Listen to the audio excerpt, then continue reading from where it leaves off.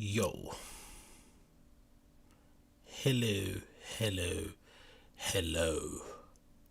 Welcome back to the Random Show episode number 25. How you doing, my friends? How are you doing? Hope everyone's well. I'm going to let people come in and then you're going to see my lovely face up in the sector. Boom, boom, boom, boom, boom. Hope everyone is doing fine. This is the Random Show episode number 25. Yeah, 25. We're in the place, doing our thing. Hopefully the microphone's not clipping and stuff. I'm going to do all the things I need to do today. I'm going to make sure that I mute myself. I'm not going to be gargling on the old water also, right? I'm going to make sure I don't do that. But yeah, big up everyone in the chat. Welcome. Is this the Random Show episode number 25 as per usual? If it's your first time here and you like what you hear by the end of this, make sure you smash that like, subscribe and all that good stuff. That would be great. It'd be nice to get a little bit of love on that end. But if you hate it and you don't actually like what you're hearing, then you're also welcome to leave your feedback too down below. I don't discriminate. I do not discriminate. We are back on the Random Show, and this time around the stream's gonna be smooth. Guess what? It's gonna be smooth. I made some edits. I took some of your criticism on board. Some of you haters were flipping coming at me in the comments, right, and attacking me and making me feel small and saying, "Oh, Agostinho, you're dumb, you're an idiot, you're this, you're a fool." And you know what I did? I cried, right? I was actually gonna threaten to sue all of you and get all of your IP addresses because I've got them all logged in a little notebook that I keep under my desk. But then I thought, you know what? Let me be the bigger person. Let me do what Michelle Obama did, and when they go low, I go high. So I went high, and I decided to do a bit of work, do a bit of research, and find out how to stream properly without things messing up. So this is a big ghetto still. It's not the best because I don't have a stream deck and whatnot to kind of switch things around. But for now, it's not going to be too shabby. It's going to be pretty decent, I promise. It's going to be pretty decent. So, welcome to the Random Show episode number 25 with I, your host, AgostinhoZinga. Here we bloody go. Look at that. Isn't that's not too bad, isn't it, right? You can see me, right? You can see the screen also.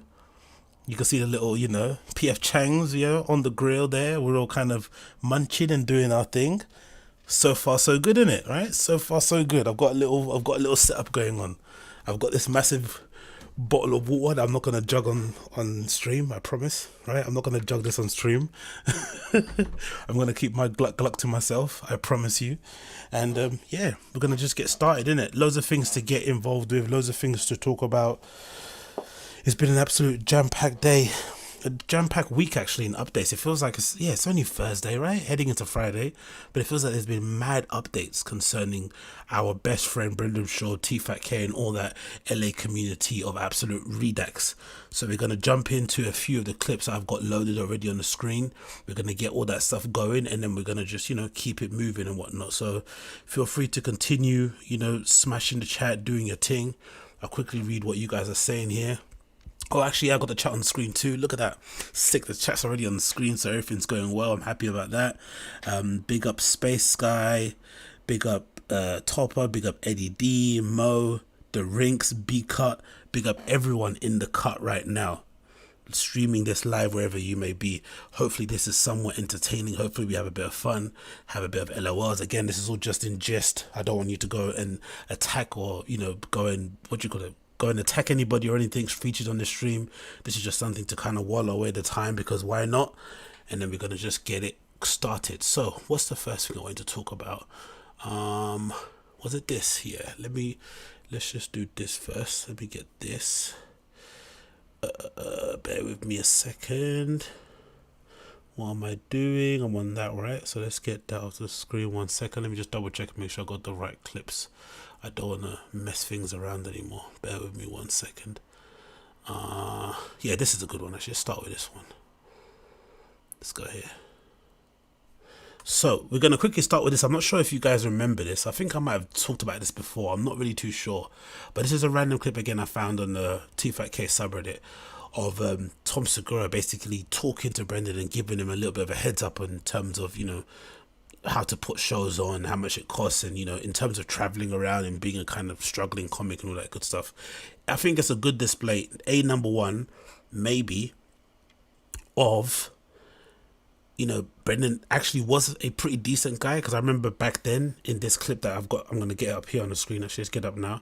In this clip here, this is kind of the era that I was still a fan of the show. This is around the Fox era when they had like Evan the Beard doing all the production. It wasn't Chin. Brendan was actually pretty bearable. It was actually quite fun to listen. Like him and Brian actually had a quite fun relationship. They kind of ribbed each other. They went back and forth. It wasn't very, you didn't feel as if like Brian was walking on eggshells around Brendan in terms of his ego. They kind of ripped each other to pieces. They were both maybe trying to figure stuff out in Hollywood. Maybe that was why Brendan wasn't making as much money as he is now. So maybe that's why his attitude changed. I'm not really too sure. But something definitely did happen between what we see on screen and what's going on nowadays in the modern time. I don't know what it is. It could be a number of things. Or maybe it could be that kind of that saying people say, innit? Like, money doesn't change you, just reveals who you are. That could be the reason. I'm not really too sure. But let me just quickly play this clip of Tom Segura basically informing the guys of, what it takes to kind of come up when you're doing stand-up comedy and all that malarkey. Like, It's very true. because I guess I don't understand the dynamics of stand-up. So let's say you're just an average comic and you go on the road. If you're headlining, right? If you're headlining and you go on the road, what people don't realize is that a lot of times they'll show up at a club, and let's say somebody you don't know his name, but you're going to an improv or a funny bone somewhere. You're like, I don't know the guy's name. You show up and the club's full, and you're like, oh, this dude's getting paid right now. Nobody really understands the fact that maybe that guy that no one really knows, he's not a famous guy, he probably sold maybe 30 people bought tickets to that show, and then they discount sold 150, and then they gave away 150 Just because they want to sell alcohol. because they just want to sell booze and food. So everyone's like, wow, this guy sold And that comic's making $1,200 for the whole for the whole weekend. from Thursday. Yeah. do they pay Sunday. for his flight? Yes, they Yeah, pay they'll for his pay for his flight flight. and they'll put him up. But it's still like and imagine if you're the guy going like the middle guy who's doing 20 minutes before him, you get $600, And a couple drinks. no flight. Yeah, or So you better be local, or right? less You than better- 600. Fuck traveling, right? I did it for a full year of nothing but every week did that. And so the only way you can survive is you have to run up debt to live. Yeah. Because you're like Well, buying. you're investing in yourself at that. So, I'm not sure if you guys can hear that. Did you hear that correctly? I think it probably came through, hopefully, right. Oh, is it doing that whole jittery stuff? Is it going jittery? Maybe it's going jittery. Maybe I got to switch this again. Let's see. Let me know if was it playing jittery or did it play okay? Let me know in the chat if it was okay or not. Or maybe I can just check it on here. Was it jittery or not? Oh, it wasn't. It was mad laggy. Ugh. Loud and clear for me. Okay, cool. So, what was I gonna say to you here? Semi jittery. Okay, semi. Clear for me. It wasn't terrible. Okay, cool. I'll just continue. Fuck it. Let's just go. Let's do it live. So the interesting point on that clip that I kind of wanted to raise, number one, was as a civilian, as Joe Rogan likes to always call us, right? The consumers and customers of their content, they refer to us as civilians, like as if we have no idea of what it could be like to work in that industry. But as a civilian, you would imagine if you did have a burning desire to be a stand-up comedian and to live that sort of alt lifestyle, the fact that you're trying to pursue it, and at the end of the road, you may have the possibility of maybe supplementing your income through stand-up, being able to pay your car note, being able to take your partner out for a meal, be able to take your kids out to go to some cool place, go on holiday, whatever. That should be enough, innit? That really shouldn't matter. And also, the second thing, you'd imagine if you're a stand-up comedian, a legit one, the fact that you can get up on stage and tell jokes to strangers, and you sometimes get booked to go there, you don't have to pay for yourself to go to perform, sometimes they pay for your travel, that would be enough of an incentive for you to go and do it anyway. But this is an indication of maybe where Brendan was always heading, because his head was always in the business. He was never thinking about, okay, cool, if I can do these these horrible shows where you have to travel halfway across the country, or like I said the other time, I think I mentioned that to drive from LA to Philly is like a day. Supposedly it's not, it takes like 4 days, but still, regardless, if you're really hungry and you're really trying to make it, you would imagine you're gonna figure it out and make it work, whether it's you having to pay for a shitty flight, get on a coach, whatever, you're gonna make it work. And then you're gonna hope at the end of it something is gonna come off it that's gonna be able to be a little bit rewarding or substantial. But this might be an indication of where he was always heading, in terms of being the person like, you know what, right, I'm not gonna do this if it doesn't make money and it doesn't make sense. That's not something I'm ever gonna do. And this is probably why we're at where we're at the moment when it comes to him, innit? Maybe this might explain it. It really, really does. And the other thing too, like, it's interesting how attentive he is. And I've always kind of noticed beforehand that, I think there was a random episode of this show when I remember, who was it? It was a time when Brendan told a story about him throwing some guy through a glass window, and someone emailed in and basically was like, oh, you know, that glass window story was really bad. It came across like you're being a bully. I really like you guys, and that's not the kind of person I thought you were, blah, blah, blah, blah, blah. And it was just like a kind of, you know, it sounded like maybe an older guy sent the email. Just, you know, it wasn't that even big of a deal. It might be, you might say it was a dressing down or a telling up. But if anything, it was just like a fan being a bit concerned because they don't have any context, because you're just telling the story from your side. So it would have been an opportunity for Brendan to be like, you know what, no, that's not me as a person anymore. Obviously, I've changed. I felt bad about it. I was laughing at the time, but it's not a funny thing, and just move on. Instead, he got really angry. He got really kind of tetchy about it, and he was kind of annoyed that Brian continued even reading out the email. And it's funny because if you fast forward to now, I couldn't ever imagine a scenario where Brian will be allowed to come on air and read an email from a fan who's got some criticism about the show and read it live on air. It would never happen. Number one, because Brian's now been relegated, it feels like, to an employee as opposed to a partner or a co-host. Since he's, you know, R-word allegations, he's kind of receded into the background and become a shell of a man. He's aged like 20 years and then he's aged 30 years on top of that. It's like a weird thing. He's got like a sandwich year thing going on with that. So that's not going to happen. And of course, Brendan, for whatever reason, has become, even though the years have gone by and he's had more experience being online, had more experience being on stage, if anything, he's become way more thin-skinned than he ever was beforehand. He doesn't tolerate or can handle any negative pushback at all. Zero. So it's a real shame. Like I said, that's why I want to start off with this, because I think this encapsulates why I'm here. Because I started off as a fan. Like, I loved The Fighter and the Kid back in the day. I used to tune into it every single week. I wouldn't miss a show. I remember I even bought The Fighter and the Kid 3D, if you guys remember that, the little kind of, you know, comedy sketch little DVD thing they put out. I bought that. I bought The Fighter and the Kid 3D. I actually bought it with my own money. I didn't torrent it. I didn't do anything. I actually bought it. If you know me, you know I torrent everything. The fact that I bought that was a big deal. And I was supporting these guys and wanting to see them win. But then something changed. Something in my head tells me maybe it was a time when Brendan started dyeing his hair. That's when maybe he started changing. That's when he started doing the stuff with E, and he started to get a bit of an ego. I'm not really too sure, but something around this era when he's kind of, the Fox contract kind of whittled down, it was never the same again as a show. It's a shame, really, like I said, because I still think there was something special there. But now it's like, you know, it's basically Brendan's show, and Brian gets to like chip in and just, you know, suck him off whenever whenever the opportunity arises. It's a shame. It really, really is. So let's quickly get this off screen and then continue chatting to you guys. Why is this telling me that I've got click here to read? What's happening here? Skipped frames detected. Okay, why are you skipping frames? There's no other apps open, are there? No, there isn't. Maybe it's because I've got a, is it a display or window capture? It's display, isn't it? I'm pretty sure it's display capture, not window. Boom. I'm pretty sure it's this. I know it should be fine. Let's see. Hopefully it should be fine. But let's see what you guys are saying in the chat. What's the deal here before we quickly move on? What are we saying here? The audio is fine. Thank you. Big up Jess Theory. Thank you also for saying it was okay for you. I'm reading off my phone, so don't be alarmed if I look a bit weird here. What else is going on here? The video was choppy, but the audio was fine. It is what I meant. Okay, cool. Thank you, Laurie Flanagan. Big up you. It grew back, then started failing again. Said, oh no, Brendan is so humble here. It's chalk and cheese. Said the rinks agreed. Jess Fury says 100%. Big up.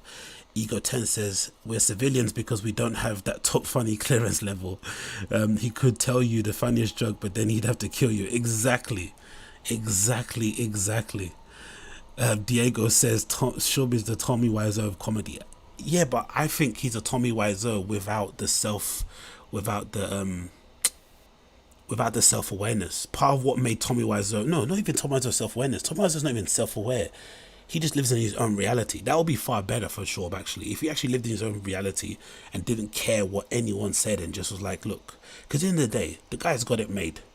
You get co-signed and brought in by Joe Rogan, who happens to be one of the most important people in media, if not the most important person in media. He's like the new version of Oprah, right? You get stamped by him and you're basically stunned for life. I still remember an episode of like Joe Rogan interviewing Lex Friedman really early on, where they didn't really know each other, and Lex Friedman got on Joe Rogan. He was like, oh, I don't really eat that well. I don't have money, you know, I'm studying, I'm doing MIT stuff, and I just go to McDonald's and I just I just eat the burger patties and that's it.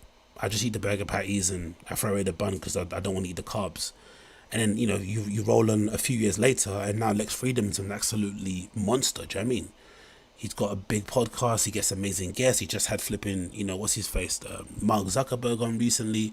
He's planning to go to Russia to interview Putin. Some absolute madness. So in actuality, Brendan's got it made. He's friends with Joe, co-signed by him, brought in, you know, arm around the shoulder by Brian, when he was kind of past at the Comedy Store, friends with Chris D'Elia, like Theo Vaughn, all this amazing support, got all these shows, former UFC fighter, shows on Showtime. It's like, it really is good. It's a good life for somebody, especially who, you know, he says he talks for a living, but he doesn't really speak that well. Not as, you know, I speak probably a little bit better than him, but, you know, the guy's, you know, maybe on the redacted side, maybe on the CTE riddled side, sorry, but he's still got it made.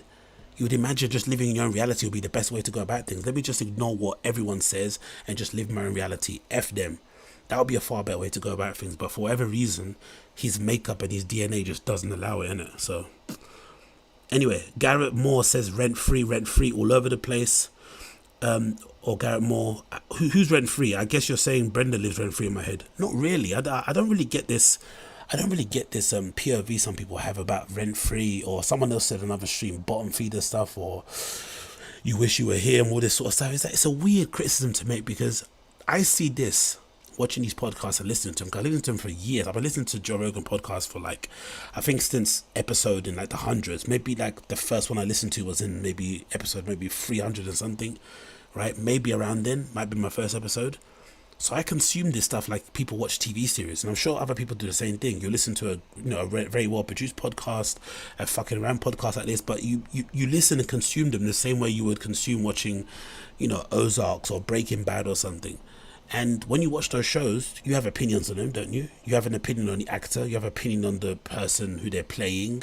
You have an opinion on maybe a plot line, whatever, how the season ended. And you talk about it. Sometimes you talk about it on Reddit. Sometimes you talk about it on Twitter or in a group chat with your friends. This is the same thing. It just happens to be this isn't like fake. This isn't like fiction. This is like real life, innit? I get it in that respect. But it's not as if like I spend my every waking moment thinking about these people. It's just whenever the content I come across it, like anything else, I just talk about it, innit? But I don't know. We're all different, I guess, innit? But I never really understood that point of view. Like, oh, it's rent free. You're like, you want to be him. It's like, no, I don't. I don't want to live in LA. I have no desire to be a stand-up comedian. I watch the UFC like a casual. Ooh and ah at stuff. I don't know what they're doing half of the time. I just watch it for the violence. Like, I don't know, man. That's about it, really. There's nothing of these guys that I want at all. Zero. Just watch it for entertainment. Yeah, like someone get this tool out of the chat. Eddie, I don't like Schaub. 50 people in this channel and you need a mod. LOL. I don't know. I guess I might need a mod. If I start doing these often, I might get a mod, but I don't do them often enough to get mods and stuff. I don't want to waste anyone's time. Garrett wants to eat Schaub's ass. Look, everyone's welcome here. Everyone's welcome. Whether you're pro-Schaub, anti-Schaub, everyone's welcome. And I'm not even anti-Schaub. I just like, it's just funny. This stuff's so funny. It's not even anti-anything. It's just a joke. Garrett Garrett is Agostino living rent free in your head. Good point. Interesting that Eddie Bravo will do podcasts with Sam Tripoli but won't do any fight composed with Schaub. EV or Ev, you know the point about Eddie Bravo, from what I understand someone posted something already ages ago. When everything went down with when everything went down with Dalia and Callan, he got really nervous because I guess there was other things that he said too back in the day on maybe JRE, so he disappeared. And plus, Eddie Bravo, yes, he's Joe Rogan's friend, but for the most part, he's still a regular dude. He obviously does the 10 Planet Jiu-Jitsu stuff, but he's not like an entertainment figure. Do you know what I mean? He's like a regular guy that works a job and happens to own these amazing jiu-jitsu gyms. So he can't really afford to get cancelled because he has a family and a regular job. It's not like, you know, if he gets cancelled, like, you can't just start up a podcast tomorrow. Do you know what I mean? It's not the same. Like, these guys have these kind of cushions to kind of fall back on. So it was a good move from him. He just disappeared, and he hoped no one could get any blowback from him. And he just, you know, so far it's a good tactic, to be fair. Well said, thanks, Jess. Ryu Ken says Brendan Schaub does disagree. Have you seen a video of Eddie back?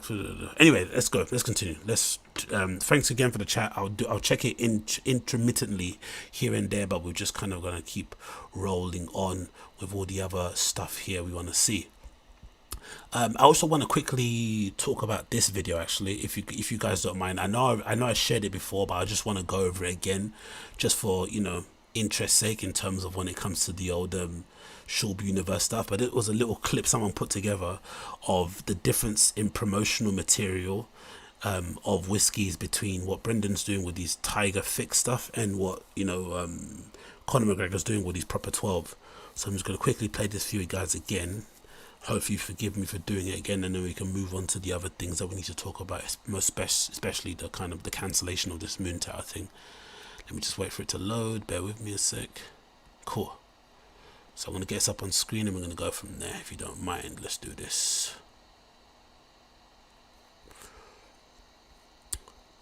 Bish. Okay, let's go. So this is a little clip someone put together on a Fighting the Kid subreddit, which is basically a compilation of the difference between Conor McGregor's proper 12 promo and Brendan's Tiger Thiccc stuff. Let's go. I want to give this to the world as a gift from myself and from Ireland. This is who I am. I am an Irishman, a true Irishman, proper Irish whiskey, proper 12. It's in the name.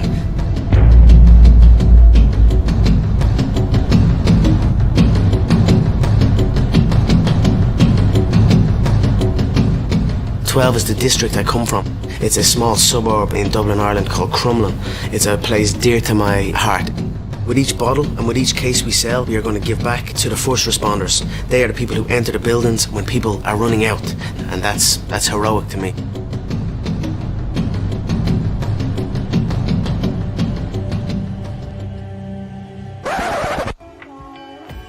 Look what finally came in, kiddos. Well, not kids, it's not alcoholic beverage, but if you're over 21, it finally came in. Straight off the boat from Japan. Finally, your boy's whiskey, Tiger Thiccc, finally hit the shores of the United States.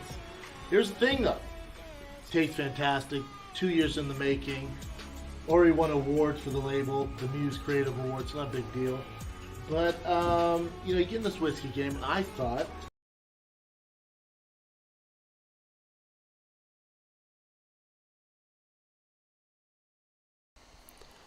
I think I made this point beforehand, but anyone that mentions a label for a whiskey as a selling point, no, an award you won for the label of your whiskey as a selling point, it's usually an indication that the whiskey is terrible. It's sort of equivalent. I don't know if you guys have the same thing in your cities or your towns, but usually there'll be like like a pizza shop or a chicken shop, and sometimes there's like those ghetto ones that do everything. So they'll say we do pizza, we do Chinese, we do Indian, we do kebab, right? Usually everything is terrible, but when the place specializes in one thing only, like we are the masters of schnitzels, we are the masters of hot dogs, we do the best pies, we do the best slices, usually it's the best. But if you've got a whiskey and you're focusing on the label, Papa, I hate to tell you this, but that whiskey must taste like absolute shit. Let's not lie. but you know, you get in this whiskey game, and I thought, come out with a whiskey, Brendan. Come out with a whiskey. Great labels, great tasting whiskey, and it's just off to the races. Not so fast, young man. Not so fast. Now the business side comes in, because you can't just ship it and sell it to everybody like that. It doesn't work like that. you have to get distribution. Your boy learned the hard way. So now we're in the middle of dealing with different distributors to get it into certain markets. But you don't go nationwide. You start with 5 markets like Dallas, Colorado, California, Arizona, New York. You see how it goes there, and then you expand from there, but you go 5 major markets. I'm learning on the go. The new kids in town. I'm trying to get my foot in the door. So if you're a distributor, you're a seller, holler at your boy. We're doing the work on our end. But it's here, man, and it is fantastic. I'm excited. But that's the hustle now, trying to get distribution. It's just something I didn't think about. So here we are. What a bizarre way to sell some whiskey. What a bizarre way to sell some whiskey, don't you think? And it's interesting too, because from the looks of it, or from the sounds of it, it seems like he's doing the far harder version than what Connor's doing, because from what I understand, what Connor does and what other celebrities do is that they just license something. So maybe the whiskey is made by another company, and then maybe you do the final fine tuning, right? You might end up doing the notes of the whiskey, maybe some last minute barrel things, but for the most part, it's already done. And of course, you do the packaging and the promotion, but someone else makes it, and you just basically be the front of it. It's sort of similar to what some YouTubers and influencers do online, where they're, especially makeup artists, people, they have this ability to just like be the face of the brand, and you pretend like you made it yourself when really the brand is just using you to kind of promote the thing. But it's usually a great money earner, and it's obviously a great way, a quick way to turn it around. And also you have the resources of the company, because they already know how to work that industry or that business, so they're going to do all the stuff, all the back end stuff for you. All you have to do is just get online and promote the hell out of it and sell it. So one thing I'm wondering, just curiously, why did he pick the harder route? Why did he go to try to make it on his own, like from the scratch? Don't get me wrong, maybe it was bottled already, but in terms of the, what would you call it? In terms of getting it from A to B, like getting it from where it's made, shipping it to the country that he's in, all the regulations, all this sort of stuff. Like, why not just do it with a company that already can just plug and play? Why do it on your own? And the interesting or funny thing is, I think I remember seeing a clip of him saying where he said it, you know, I don't know why you would admit something like this, but he said something like, oh, he thought he could just sell it like at his shows, or sell it, or just whack up a Shopify and put it up online, and people could just buy it and add it to cart like they're buying a t-shirt. And it's like, God almighty, mate, how did you think you were able to just buy alcohol? And especially in America, maybe in the UK it'd be different, but in America you've got like different state laws, isn't it? Like every state's got their own little law concerning, I would imagine, alcohol and whatever else, nicotine, all that sort of stuff. So it's not as if you can easily move stuff and in and around. I'm sure you've got different taxes as well, that's going to impact things. I really don't get that way of thinking. He picked the hardest option in an industry he has no knowledge in. And then when he's promoting it, he's now telling you, or using the fact that he doesn't know anything as a selling point. Like, hey guys, I'm a bit dumb, you know, I didn't know this stuff, and now I want your help. It's like, what? That's not a way to like sell your thing, mate. You know, I mean, I don't know. Maybe it's just me. Maybe I'm looking too much into it, but I thought that was absolutely hilarious, man.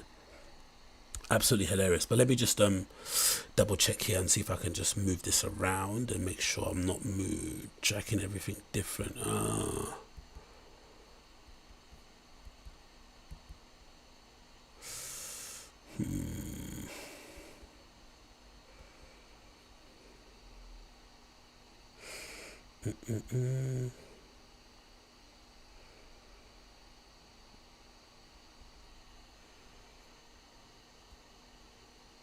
Okay, bear with me 1 second. What's people saying here? Oh, Garrett Moore still going in it. He's still going ham. He's calling us broke.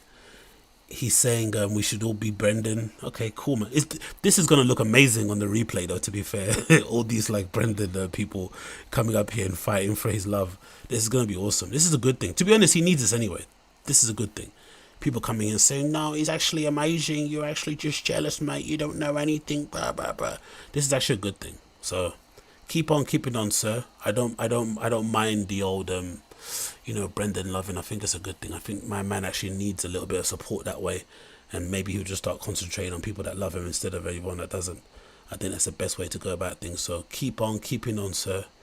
We don't agree with you, but we also, you know, we support your right to say what the hell you want in this godforsaken world, because why the hell not? Let me take this off.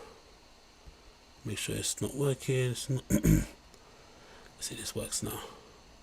Woo, there we go. Transform, let's fit this to screen. Stretch the screen, right? Let's do that. Okay, that should be working now. Hopefully you can see that, my friends. Boom, boom, boom. Let's put this back here. Let's see what people are saying in the chat quickly before we move on. What are people saying here in the chat, mate? Bet on yourself, but what are people saying in the chat? Jealous of the GOAT. Garrett Moore is absolutely on a tear, in it. Big up Garrett Moore, man. You're doing a better job defending Brendan than Shrimp does, or BGL. Those guys just write paragraphs underneath people's flipping, or underneath their own flipping pictures and shit. Madness. But you're actually in here in the trenches, doing the thing. So big up you, innit? Big up you. Before we move on, let me quickly see what we want to see here. Differently. Yeah, we did that already. Let's switch to this. So, have you guys seen, obviously you guys, yeah, let's go into the main chunk of what we want to talk about here, which is this incredible news, which is absolutely mad considering everything that's gone on in it. Everything that's happened. This is pretty crazy. But look, can you see that? Can you see that? So, as I said ages ago, right? Ages ago. Brendan, for whatever reason, decided it was a good idea to lie or to what's that thing called? Obfuscate the truth, whatever it is, embellish that he was performing at this comedy club, or at this comedy festival, in Austin, called Moontower Festival. For whatever reason, I guess the Moontower Comedy Festival is similar to maybe Just for Laughs in Montreal. I think it might be run by the same people if it's called Just for Laughs.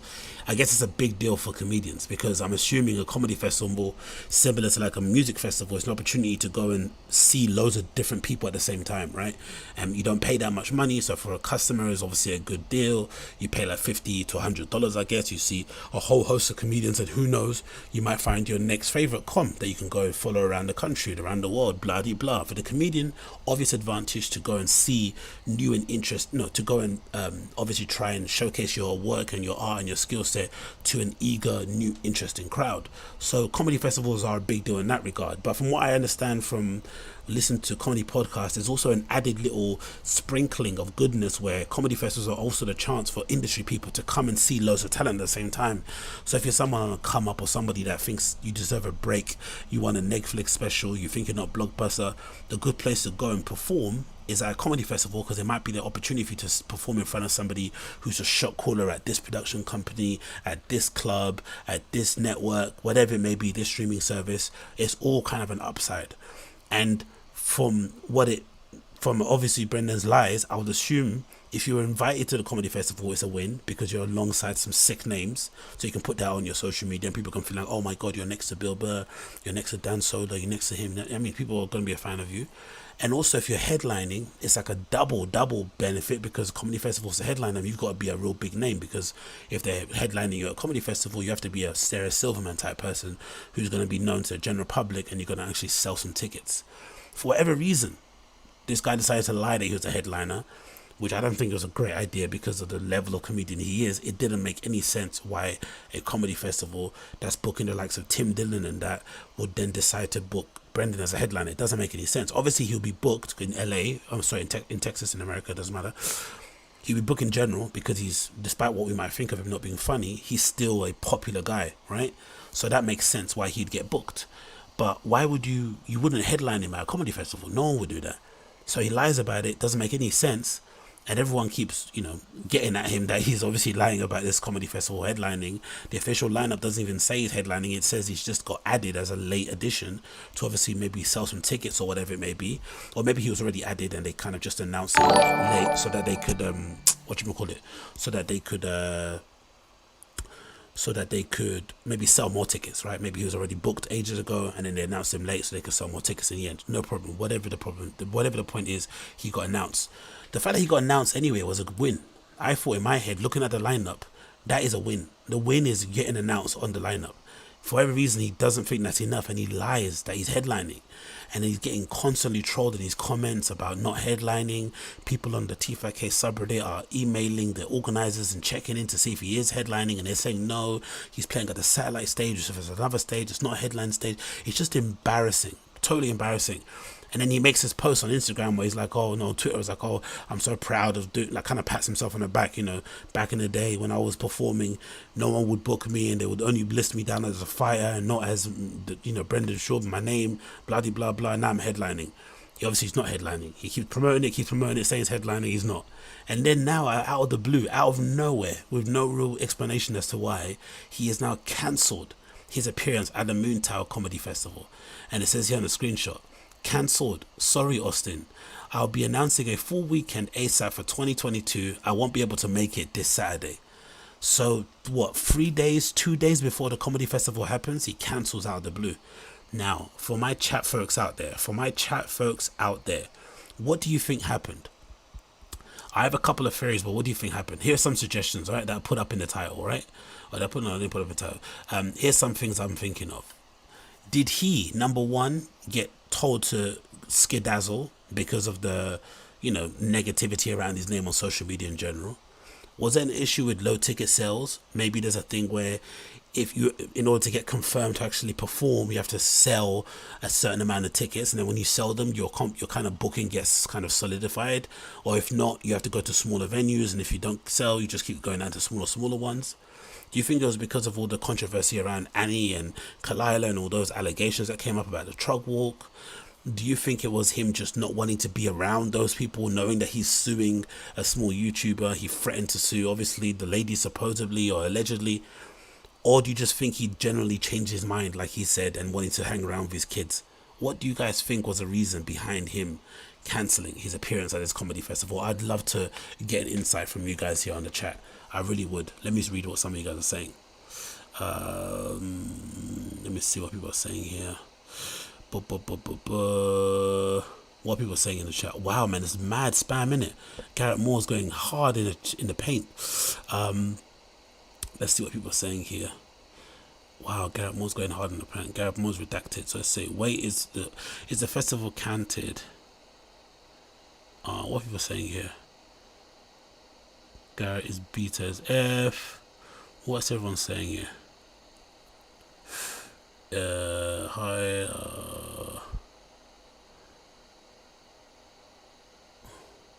Definitely wants to hang with the kids and be a beast of a father. Okay, maybe, who knows? Maybe it is a father thing. He's embarrassed, says Ninetales Kyle. He cancelled because he wouldn't be in the front of his real fans. That's what I was thinking. That's another good theory too, Mr. Singh. Great one. Maybe that's a reason too, because weirdly enough, in Brendan Schaub's comedy career, I don't know why he's done this. It's a very interesting approach. I guess when you're a comedian coming up, you just go and perform anywhere. You just go and get some minutes, get some reps in. And then I guess the hope is that you build enough, you get enough reps in that you become funny. And then you hope at the end of the day, you get more bookings and then you get more fans from playing more places. And then those fans come and see you wherever you play. But then you still keep getting the reps in between. He did it the other way. He got some reps in, maybe did the whole trying to play random places, didn't like it, and now only plays basically for his fans. Essentially, he, even though it's not really a live show, he basically does a live show because he only really promotes his specials to his fans, because I wouldn't imagine there's many Brendan Schaub stand-up comedian fans. Sorry, is that making sense? I sound African there.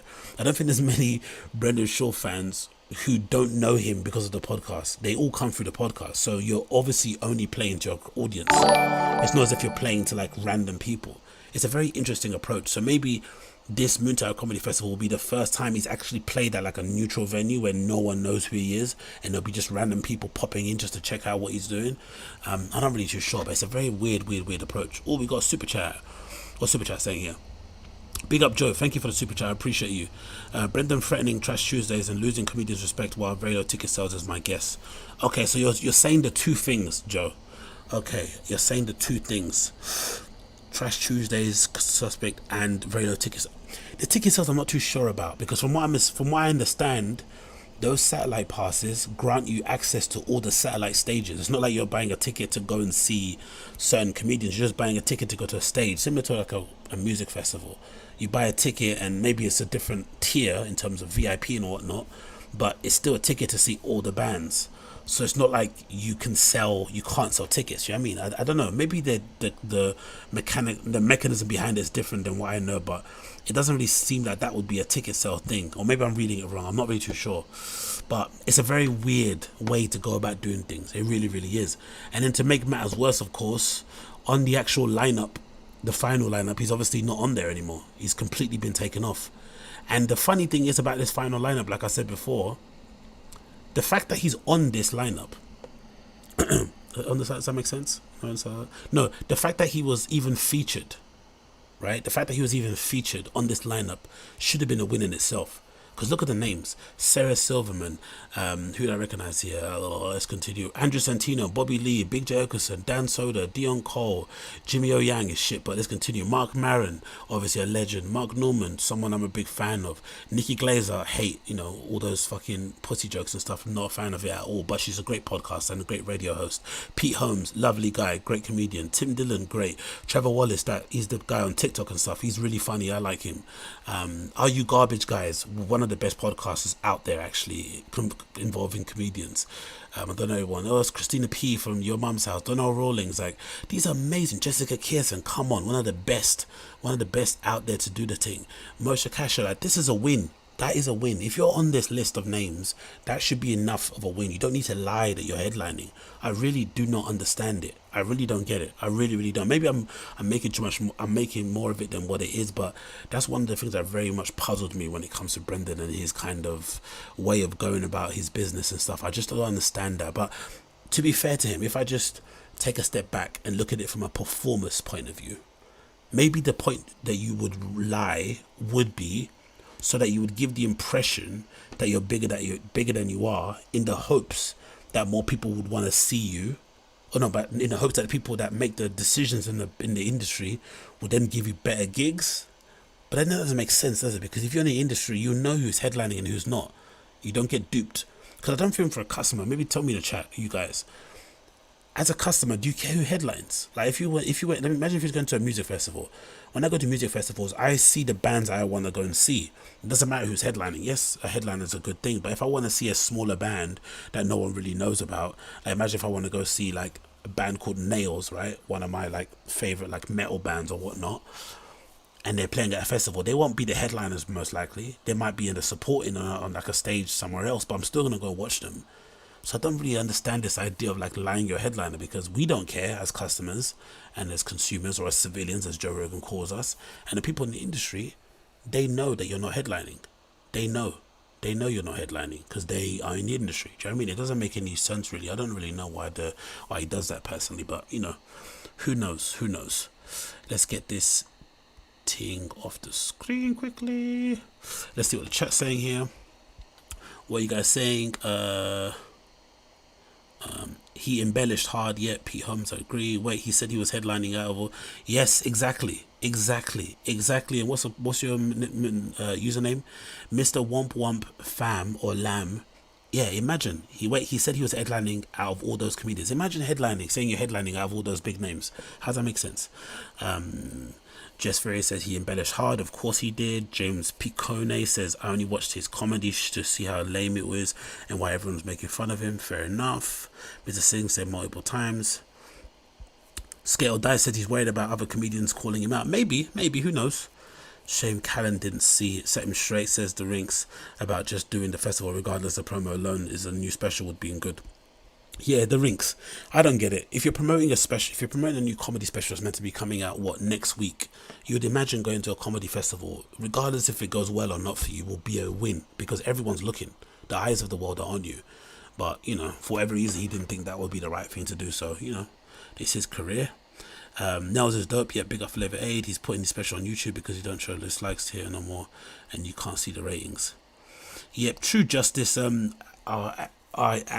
Justice Agerton, you are right in that thing, but I don't know, man. Hopefully he keeps everything open, because I think if he keeps everything open, regardless if he gets trolled, the engagement is going to be crazy.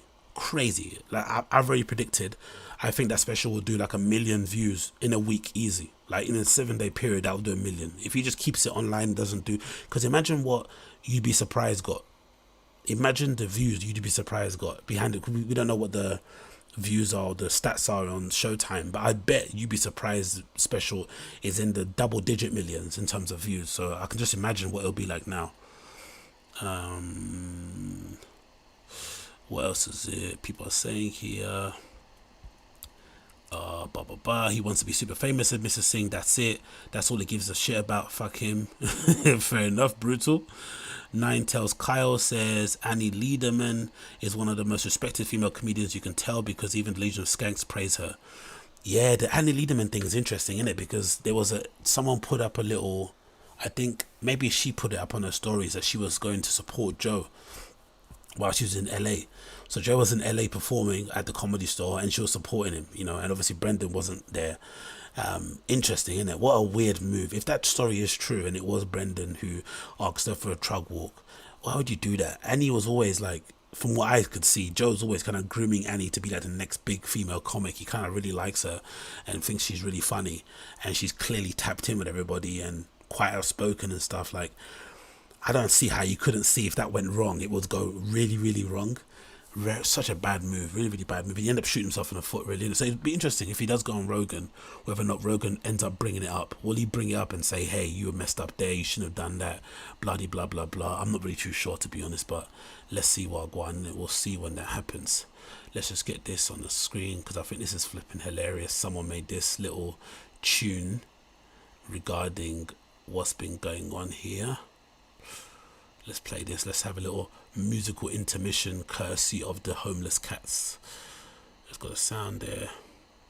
Can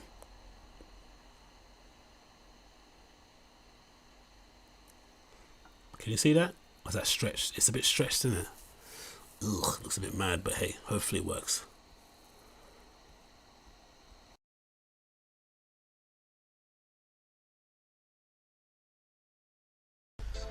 Hey man, check out that 6-4.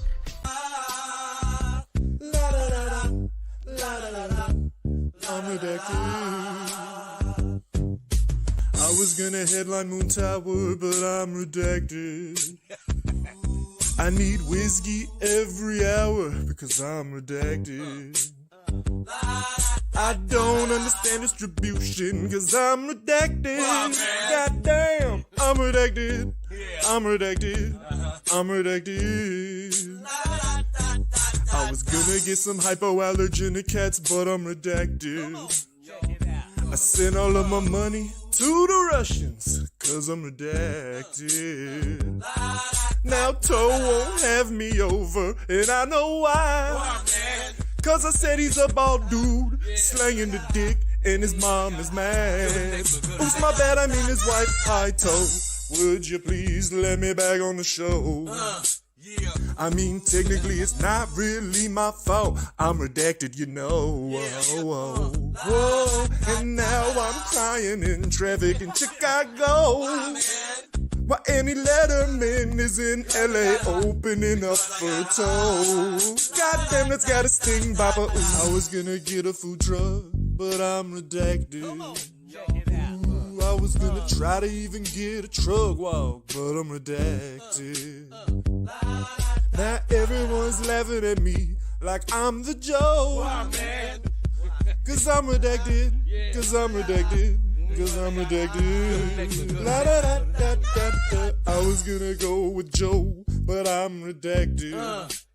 Ooh, I said he was a bald dude slanging the dick, cause I'm redacted. Oh no, I'm sorry, Mrs. Toe. Would you please let me back on the show? Cause I'm redacted, cause I'm redacted, cause I'm redacted.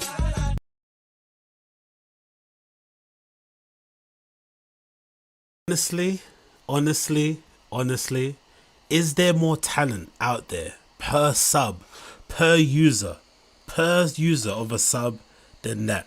Hey? Is there more talent on the internet than the Frighten the Kids subreddit? I don't think it exists. I really don't think it exists. Absolutely hilarious, man. Absolutely hilarious. Probably better than anything we've seen so far from fucking Thick Boy Records and Little Brows and all that nonsense, bruv. Like, God almighty, man. Some of this stuff is really, really hilarious. And it will be, like I said, you know what? Like, maybe I'm in the minority here too. I think this will be far more interesting if somehow they leaned into this. They used this as part of their show. They laughed and said, oh my God, look at the most funniest submission that got put in. Look at how they viewed me. Look at how they made Joe look. That would be hilarious. Like, poking fun at yourself. And you know what? I honestly think if they poked fun at themselves and could laugh at the, you know, stupidity of their ways, the ridiculousness of the stuff that they do and say and whatever it may be, this whole subreddit wouldn't exist. The homeless cats wouldn't exist. There would be no such thing as PF Chang's if they could just, or they, Brendan specifically, could just embrace the meme. It's not that big of a deal. So what? You can't speak properly. No, none of us can, right? Most of us can't, especially people that spend too much time on the internet and don't read books and whatnot. We don't know how to speak. We just speak in Twitter language. I use TBH, IMO and all that stuff and LMAO in flipping real sentences when I'm speaking to real people. We're all redacts in some way, shape or form. Just embrace the meme. Embrace the meme and you'll be fine, my friend. But instead he fights it, he punches the wall, allegedly tries to sue people, get them silenced. It's like, is it really that big of a deal, really? Think about it, is it really that big of a deal? What's really happened here? Some people have poked some fun at you. They've maybe seen you being a little bit cheeky and handing notes to some strangers or whatnot, supposedly. There might be some, stories out there about you maybe trying to get in people's DMs. Who cares? Who cares, really? You've not done anything that bad, really. Just embrace the meme, mate. I heard it both ways. Embrace the meme and you'll be fine. GG Lopez, man. God damn. GG Lopez. Anyway, let's see what people are saying in the chat. What you man saying? This song is trash. Really? Albert said that. You didn't like the song? Okay. Thoughts on Chappelle, Mr. Zinga. Stick M. Thoughts on Chappelle. Chappelle, I don't mind, to be fair. But I hate to be that guy. I'm not usually the race card guy. But as a black guy, he is a little bit disappointing to see him just like submit himself in that way. There's a video that I saw in one place where he just let Brendan stick his finger in his mouth and whatnot. And I just think there's a lack of respect and maybe whatever else that happens in that studio concerning him. He's definitely the third wheel. He does play his role correct, don't get me wrong. He doesn't step on any toes. He's not maybe a Malik and trying to big time things or whatnot. I don't know, maybe that helps, but as a black dude, I can't lie, it is a bit disappointing to see him be such a cuck and bend over backwards and be the flipping human laugh track for Brendan most especially, and also for Brian. It just leaves me feeling a little bit uneasy, to be fair. But again, I'm not in his shoes. He lives in LA. He's trying to be a stand-up comedian, making an entertainment industry.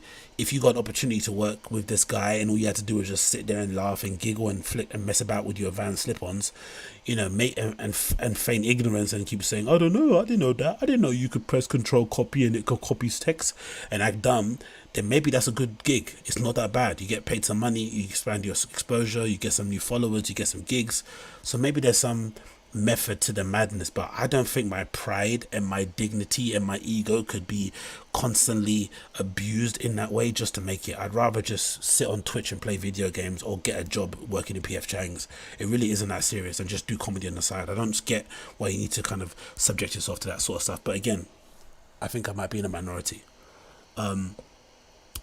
Someone else says here, Teresa S says, I think he misunderstood the offer and made a mistake and announced it, and it's too much of a tool to bag to just admit his error. Really? Teresa S, you think he misunderstood the offer and made a mistake and announced it too early? Huh. That seems that seems like a good one. Maybe all the headliner stuff got back to Moontower and they got pissed off and they went in to clarify and he said, nah, fuck it, I just won't go. Maybe. Interesting theory. Yeah, Mr. Singh, yeah. Has anyone seen him sitting on the couch with Mike Tyson? Of course, mate. That clip is absolutely incredible. Just very the same. Santino said as bad as Schaub almost sued Watkins and Stevie Weeby over the podcast. Yeah, that was funny, innit, Eddie D? That was funny when Andrew Santino legitimately got annoyed that Stevie Weeby and that Watkins guy, is it Jehiah, whatever his name, Jeremiah Watkins, they did the podcast where they called it Good Friends, innit? Instead of Bad Friends. And he was nearly went to sue them. It's like, come on, man, relax.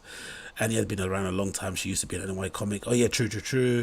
Just very dish that slaps. By the way, subscribe and donate your hard-earned cash. Okay, Garrett's still going strong.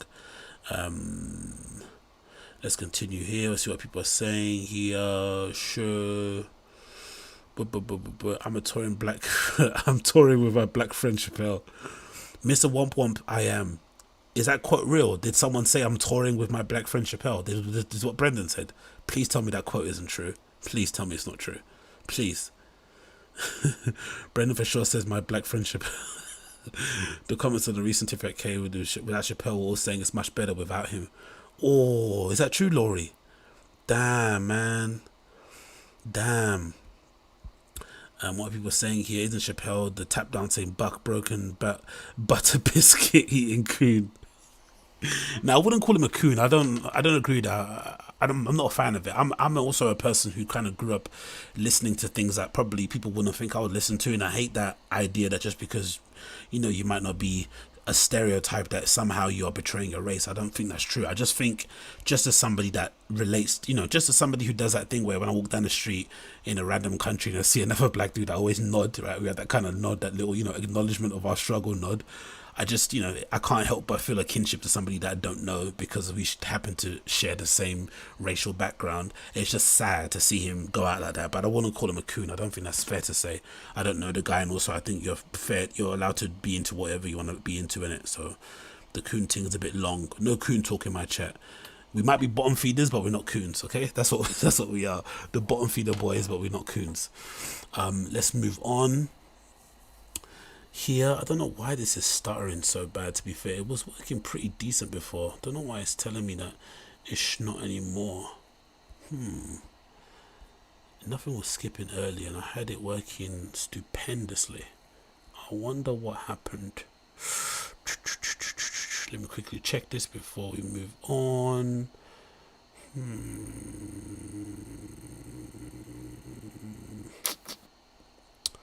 I wonder what happened. Let me just quickly put this on here.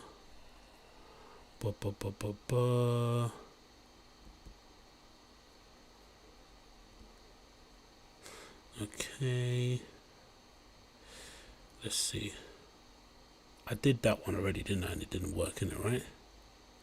Okay, cool. Let's not have that on there. Let's put this on there. Is that working?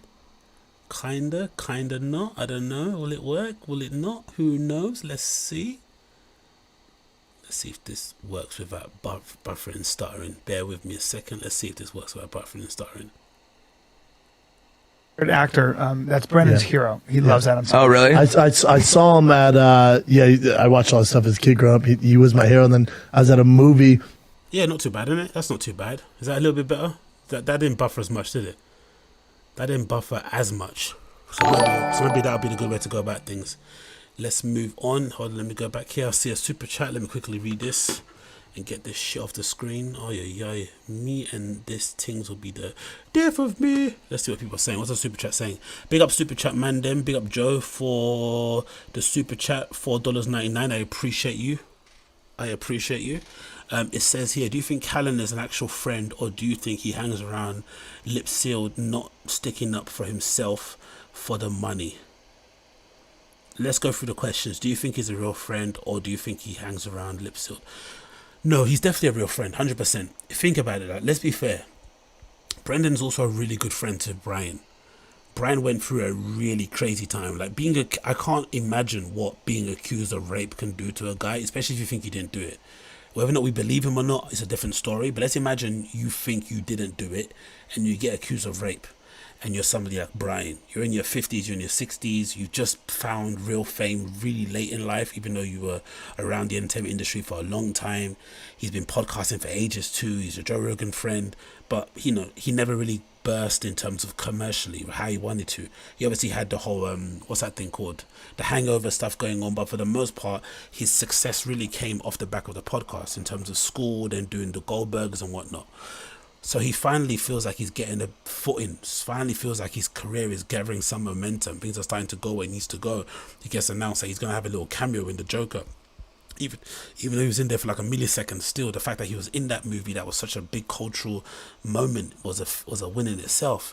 And then number one, Chris D'Elia goes down for what he went down for.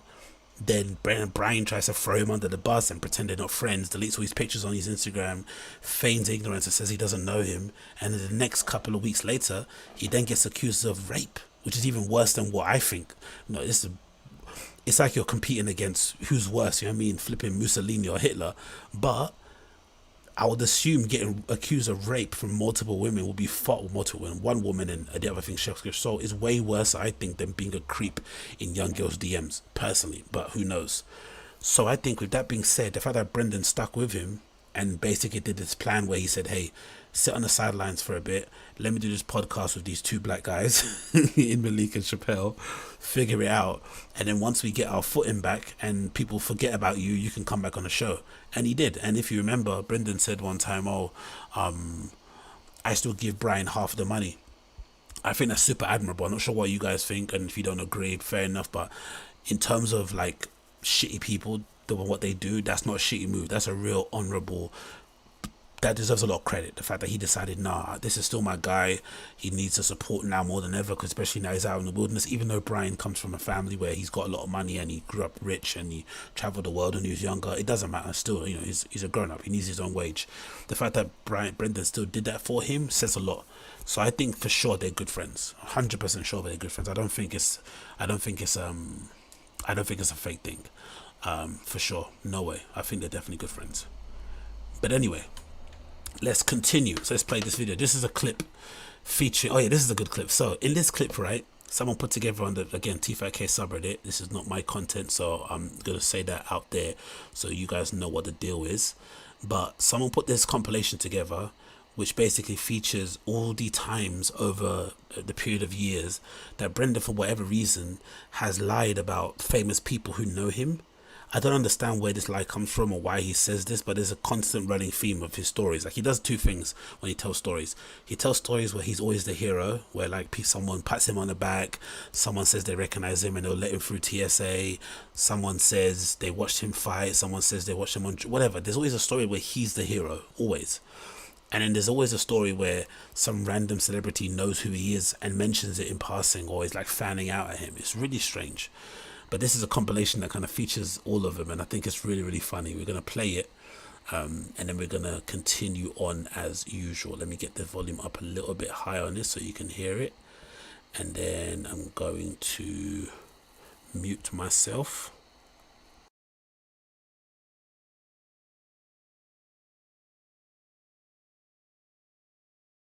That's his favorite actor. That's Brendan's hero. He loves Adam Sandler. Oh, really? I saw him at I watched all this stuff as a kid growing up. He was my hero. And then I was at a movie, and I forget what movie I was, some kid movie, and he was there with his family, but I didn't recognize him at first. I'm like, that guy looks like Adam. And then I went to the bathroom, and he's pissing next to me. I'm like, God damn, that looks like Sam. I'm like, I don't be the weirdo, man, and like say something. So I was waiting, and he came up to me. I was at the Comedy Store 2 nights before, and I think he was around then. He came up to me, he was like, you're that funny guy that kicks ass. I didn't know what to say. It was the first, I got nervous. I was like, me? He's like, what's up, man? I was like, oh shit, it's cool. Did you take him out? I double legged him right there, and his kids were like, no, stop. And I beat the shit out of him. I got they did give me a ticket, but it's a low fine. No, this week it's like $40. Yeah, he goes, and I went, I've been out here every day. They go, really? I go, how many days is it? They're like 50 some days. I go, I've been on this bike path for 50 days in a row. And he goes, Jesus. I go, I know. How much is this ticket? He goes, we're giving you the lowest fine possible, like $25, $40. I went, sweet. See you tomorrow, fellas. They started laughing. Of course, see you tomorrow. See you tomorrow. Worth it. They went, I'm sure. They knew it. They're like, I'm sure. I'm in the middle of nowhere. Then you say, are you guys going to be around here? Where are you going to be? They go, we don't know, man. Yeah, they're like, we don't know, man. I was like, because I have other paths I can take. They're like, just do your thing, man. And then he goes, and then I go, what are we doing? I go, dude, look where we're at. I go, you're a biker? He goes, yeah. I go, welcome to the club. So Thick Boy Bike Club, because he's a big dude. He goes, I know. I go, here's the thing, dude. You're a biker. How hard is it to get out here? He goes, pretty tough. I go, we're in the middle of nowhere, dude. The only thing I've seen is a bobcat. And I go there, it's this Mexican dude. And he's like, oh, what's up, man? Big fan. I'm like, yeah, no doubt. Keep it down, dude. Dude, then we're going to go there for lunch. Just me and Chappelle. We go on like table for two, and he's like, you're not getting here dressed like that. Said that to Chappelle. Chappelle had sweats on, which usually I agree with. I thought it was fair. Listen. I got heated. But I was like, hold on. he was let me talk to you, dude. He's in a full suit. I go, bro, There's nobody here. It's 4 in the afternoon. He was calling. You were calling out other people for the way they were dressed. And then there's white people. I go, that bitch has a hoodie on, dude. I said, that girl has a fucking vest on. He's like, yeah, but she don't have sweats on. She has jeans. I said, dude, we just got off the plane. We're looking for fucking food, man. Be reasonable. He's like, I don't know what to tell you, man. He's not getting in with those fucking sweats. I went, this is ridiculous. He's like, I know you saw the sign. I go, what sign? And there's a sign outside I put on my story. I mean, basically says no black people. The longest sign. No street clothes, no hats, no baggy clothes, no cut clothing, no jerseys, no bodysuits, no promiscuous outfits. I respect it. I respect it. I respect the sweat thing. I respect the sweat. I wasn't upset about the. That's why they do it. Yeah. And I wasn't upset about this. I was upset. I was just like, that's fair. That's it's an a steakhouse. That's a thing where like teenagers. But you know what? So then he's. You know what I wanted to quickly say, right? I don't know if you guys agree, and I don't know if you guys have had the same thing, but it's a random comment and I'll play the rest of the clip. I've encountered people like this in my life, and I've encountered them in like college, university, and when you go traveling. And sometimes in like dive bars. But let's say like traveling in dive bars. So when you go traveling and you go like, you stay in like a shitty hotel somewhere, or you go like on your first boys trip or girls trip somewhere, I don't know what it is, but you always meet really weird people. And sometimes you meet people who are trying to reinvent themselves on the road, right? And they'll always kind of make up this fake persona of who they want to be. And they'll kind of involve you in the lie, involve you in the game. So sometimes you go to like the common area, you go to have a bite to eat, relax, use the Wi-Fi, charge your phone, and then this guy or girl will sit next to you and just start telling you stuff, right? Maybe you didn't even start the conversation. They just start telling you things forcefully, and you have to sit there and kind of grin and pretend, oh yeah, oh that's really cool, oh wow, so you invented the rotato, oh that's amazing, oh cool, all right, cool, oh that's great, so what, you have 7 Lamborghinis, oh amazing. You just have to pretend that what they're saying is actually real and true. And I think it's similar with him. And you see the same person in university too. You see the same person in dive bars who says, oh yeah, especially when it's a guy, it's like, yeah, I fucked her, I smashed this one, I said no to. It's like, what? What is the need of these lies? There's no need. And usually the most annoying thing about it is that I bet you there's a sliver of truth to these stories. There's a thread of truth. So for sure, you bump into a policeman and he may recognize you and, you know, say, you know, don't worry, you get off lightly. But was it a long conversation? Was you and him going back and forth about COVID protocols? Was it somebody, you know, shouting across the street, I know you from TFATK? Probably not. But it's just the nature of the persistent liar to just continue adding on, because like I said, there's definitely a thread of truth to the stories. I'm sure there's a thread of truth to it, but at this point, does it even matter? Or you're just going to keep lying anyway? That doesn't matter really. I'm not too sure. But anyway, let's continue. Let me continue playing this and then I'll mute myself. He's like, well, there's a restaurant or right around the corner you can probably get a steak at, and we go there, and I'm like, I'm not walking this fucking. Go to the mall and buy jeans. No, I went back in there. I go, dude, come. And then finally the security guard knew who I was. He's like, here, come here, man. Took us to the bar area. He's like, eat here. You're fine. I promise you can eat here.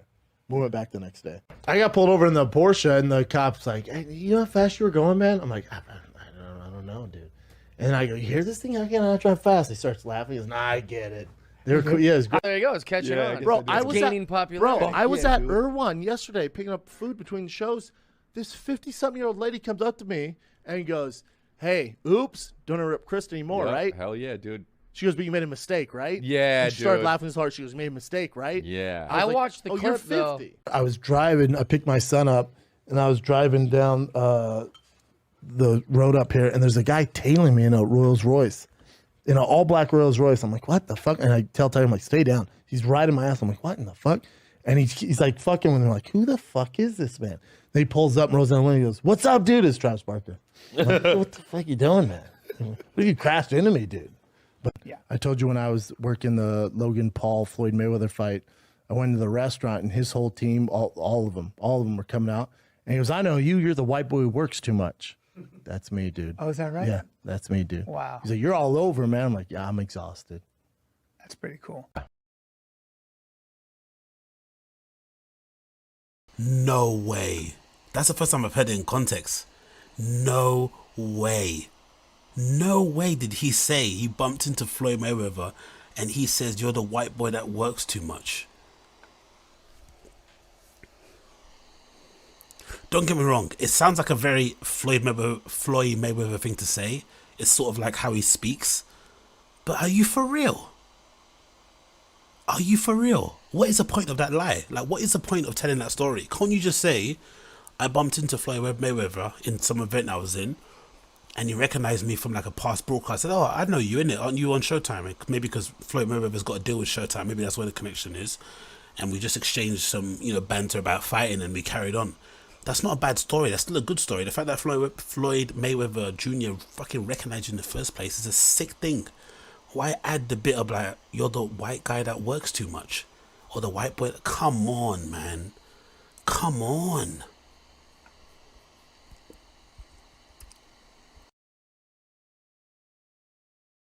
I knew I worked too much because when I saw Floyd, I was like, I bet I don't know who I am. And he's with his entourage, and I'm walking in the restaurant, and he's walking out, and he goes, oh, you that white boy that works too much. That's what he said? Yeah. He's like, I see you everywhere, man. You that white boy works too much. And I was like, yeah, I got a problem. Yeah, it feels Floyd good. says it feels good. You know who I am, but also I did meet him. What? Yeah, I was at the movies with my kiddos and my girl, and I see him. It's rare for me to get He's there at the movie theater. starstruck. Yeah. And I was like, oh shit. And my girl's like, well, I'm like, that's my North Star. That's Adam Sandler. Wow. She's like, you gotta say something. I'm like, I'm not gonna say anything because I was like, I'm not gonna say anything. It's gonna be weird. I don't know who I am. She's like, no, you at the Comedy Store. I'm sure he sees like you at the Improv. I'm like, I've never seen him there. I'm telling you, I've never seen him there. Yeah. And I go in the bathroom, and he's in the bathroom. I'm No. like, sure as fuck, I'm not gonna say anything. Like, while his dick's in his hand. Like, Hey, how's it hanging? Oh wow, shit. hey man, how's the movie? Oh god, this is awkward. And then we walk out the bathroom, and he's there, and he goes, hey, and he could tell I was looking at him, and I'm like telling my kids about him. And he goes, hey, and I walk over, I go, what's up, Mr. Sandler? He goes, you're the tough guy that does comedy, right? And I was like, holy fuck. He knew you. Yeah. And then did you guys talk for a little while? Sports fan. Nah, barely. So just And he found out I was a fighter, and he had tears in his eyes, and was telling me to stop fighting. who? Casey Affleck. Wow. He was like, you don't need to do this, man. Yeah. You have so much going for you. You're a smart kid. I see you around. Was he me." acting? He didn't know you. He must have been practicing for a role. Yep. Yeah, maybe. It must have been right before he And- did that Manchester by the Sea. And it worked. Yeah. And it worked.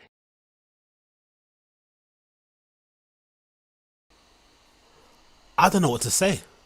I really don't know what to say. That last lie was incredible. Supposedly he bumped into Casey Affleck. What would you call Casey Affleck? He's an A-list Hollywood actor, isn't it? Like, hi. Has he won an Oscar? I'm not too sure. Maybe he's been nominated, but he's a high-level actor. Supposedly, he had tears in his eyes and told Brendan to stop fighting.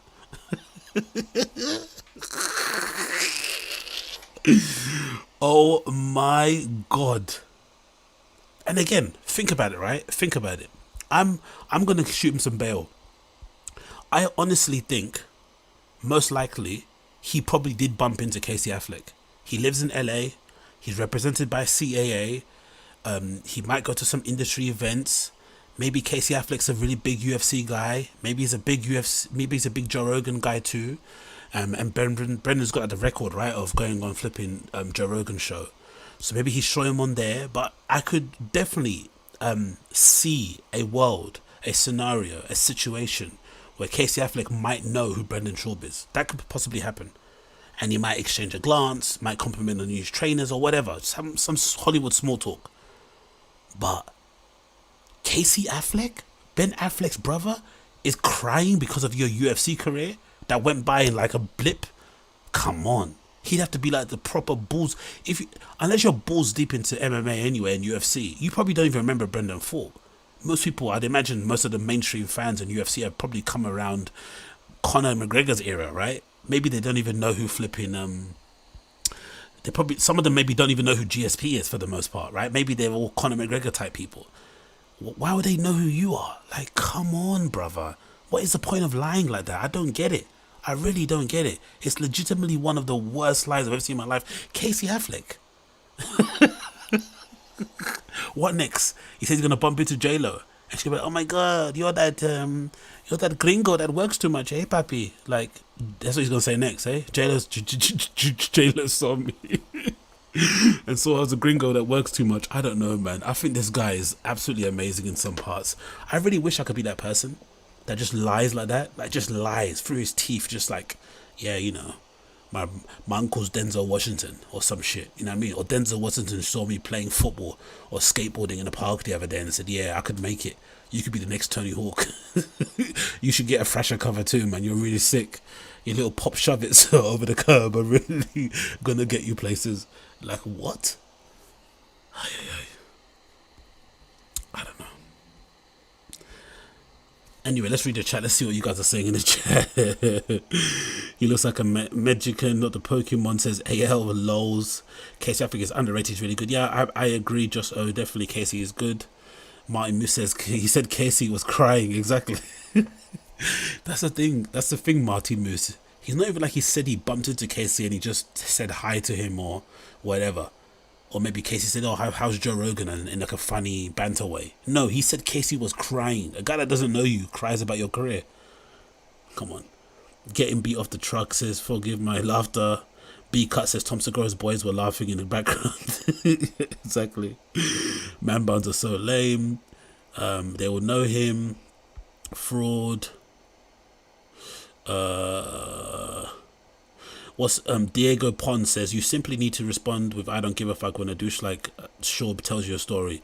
It will damage his ego 10 times, 100 times. Yeah, true, but I've always found with people, I'm not sure if you guys agree, but people who lie a lot and tell lots of stories, they don't need any encouragement to tell you. You don't have to ask them to tell you a story. They'll just unload the information to you, and usually it's very hard to get them to shut up. Very difficult to get them to deviate or to shut up, because it's like a run-on sentence. It's just going on and on and on and on and on and on.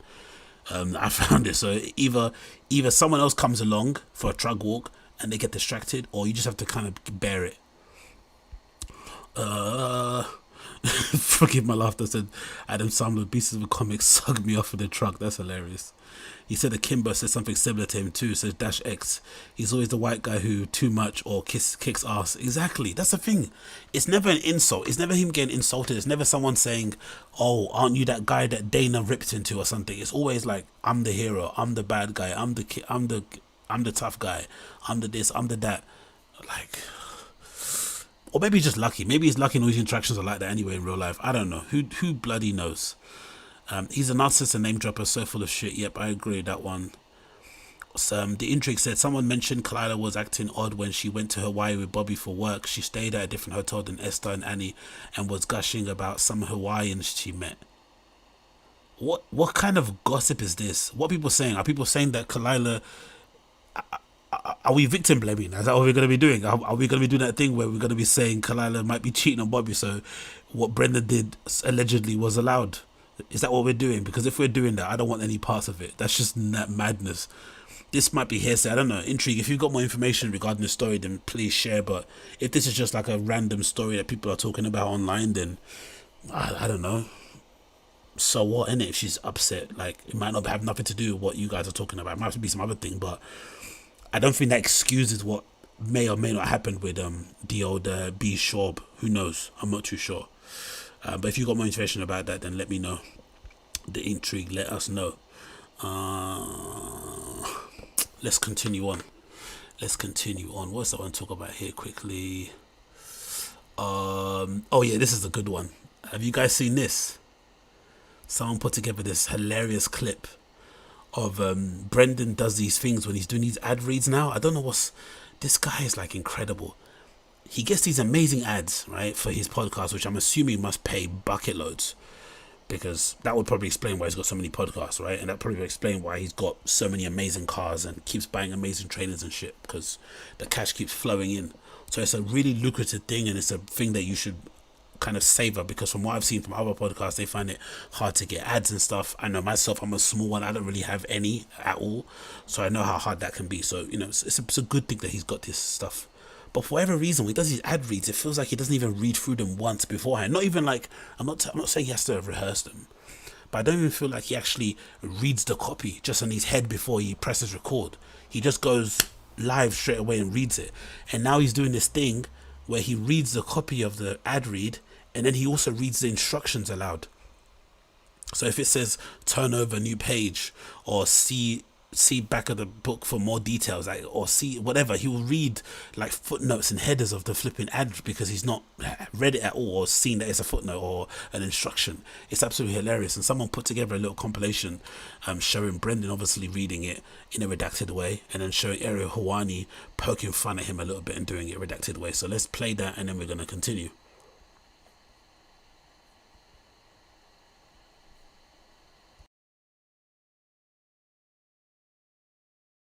Download the DraftKings Sportsbook app right now. Use promo code SHAB. Bet $5 on any NBA team to win their game during the play-in tournament and get $150 in free bets instantly.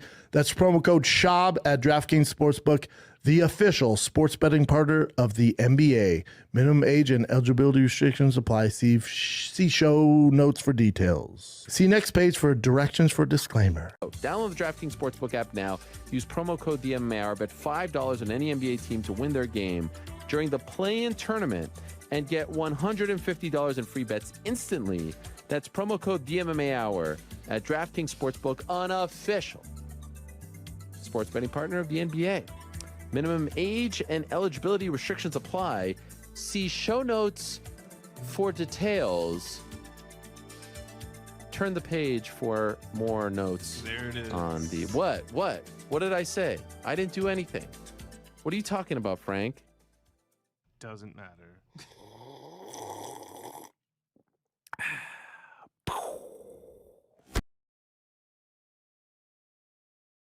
Oh man, I absolutely love it. I absolutely love it. What an absolute legend, isn't it? What an absolute legend he is. Gotta love Ariel. Gotta bloody love Ariel. Oh, oh, I flipping love it. I really do. I don't get it, man. These ads are so lucrative. They're such a good little money earner. You get to obviously, you know, talk about stuff that you might use, stuff that you might like. And my man doesn't even try anything to even just read through it, just skim read it, just to kind of get an understanding of what the person's saying or what the ad's about. Just blurts it out all one go, live on air, and again fucks it up. I don't know, man. I don't think these ad companies are getting their money's worth. I don't think with these ads, I really don't. But maybe it doesn't matter at this stage, innit? As long as you're getting some eyes on the stuff that you want, that's what really matters. Everyone laughing in the chat. See show notes for details. Honestly, reading the instructions out loud is absolutely hilarious, man. I love it. I absolutely love it. Let's see here. Let's continue because I think I've seen a reply from the intrigue, so I want to see what my man is saying regarding this whole shebang that's happening. So what's the intrigue saying? The intrigue is saying, I'm not defending Schaub. He's handling the Trash Tuesdays and the unique situation like a bitch. I'm sure Schaub got BGO to deliberately leak his IG chat revealing the Hawaii situation. Oh, okay. So what you're saying, the intrigue, is that BGO chat. So if you guys are not aware, the Big Gay Lion, one of flipping Brendan's boys, allegedly had a chat with a detractor, a homeless cat, regarding everything that's going on, and somehow he revealed in the chat that the whole situation behind what trash shooters are saying isn't what they're basically making it seem to be. That maybe it was Kalila that was coming on to Brendan, just giving him signs that maybe something was going on or something, or maybe that she's, you know, cheating anyway on Bobby, so it doesn't matter what Brendan does. I don't know what the justification for it was. It's a weird conversation. I didn't want to read it because that guy chats a lot of shit, but that was basically what was said. So I guess that's what the intrigue was talking about. But who gives a shit, man? First of all, you work in the same peer group. Why are you chatting up your basically co-worker's girlfriend? Like, you shouldn't be doing that. You should just leave her the hell alone. I know she's beautiful. I know maybe you think deep down that maybe Thingy Majiggy doesn't deserve her, right? Because maybe that's a feeling that a lot of people have in that scene, because maybe, I don't know, they all think Bobby's a cuck or whatever, or that he's a dweeb or something, or they just don't respect him as a man. But that's his lady. As long as that's his lady, you have to respect it. And I would go as far as saying that even if they break up, you still shouldn't go and try and, you know, talk to her anyway, because that's his lady. You should have a bit of respect and kind of, that's like arm's length, and treat her like a peer. So it doesn't really matter what she does in her free time and who she cheats on allegedly with or not. that just isn't cool. And also, you've got your own wife, mate. Maybe keep her, maybe make her happy, innit? Or hang out with your kids some more, I don't know. And if anything, also, if you really do want to be a creep and do the whole cheating thing, I don't know, hook up with a fan. Why are you going to... I know that's a bit scummy thing to do, and maybe it's bordering on a creepy level, but if there is an option out there, if you have to pick between chatting up Bobby Lee's girlfriend, trying to chat up a girl that Joe Rogan's obviously trying to groom and use as a kind of as his protege coming up in Ali Liederman, or hooking up with a random fan. Hooking up with a random fan is probably the best option. It might be a bit risky because she might leak her DMs and stuff, and whatever that might happen. But in terms of risks, assessing what risk is at play and what's going to affect you worse and whatnot, I would assume going for like a random fan might be a good job, or just maybe doing what all of us do, putting on some Zorn and just whacking off and then going to sleep. That might also be a good solution. I don't know. Anyway, let's see what you guys are saying in the chat. What people are saying in the chat. Cat looks like she was turned into a vase but grew a body anyways.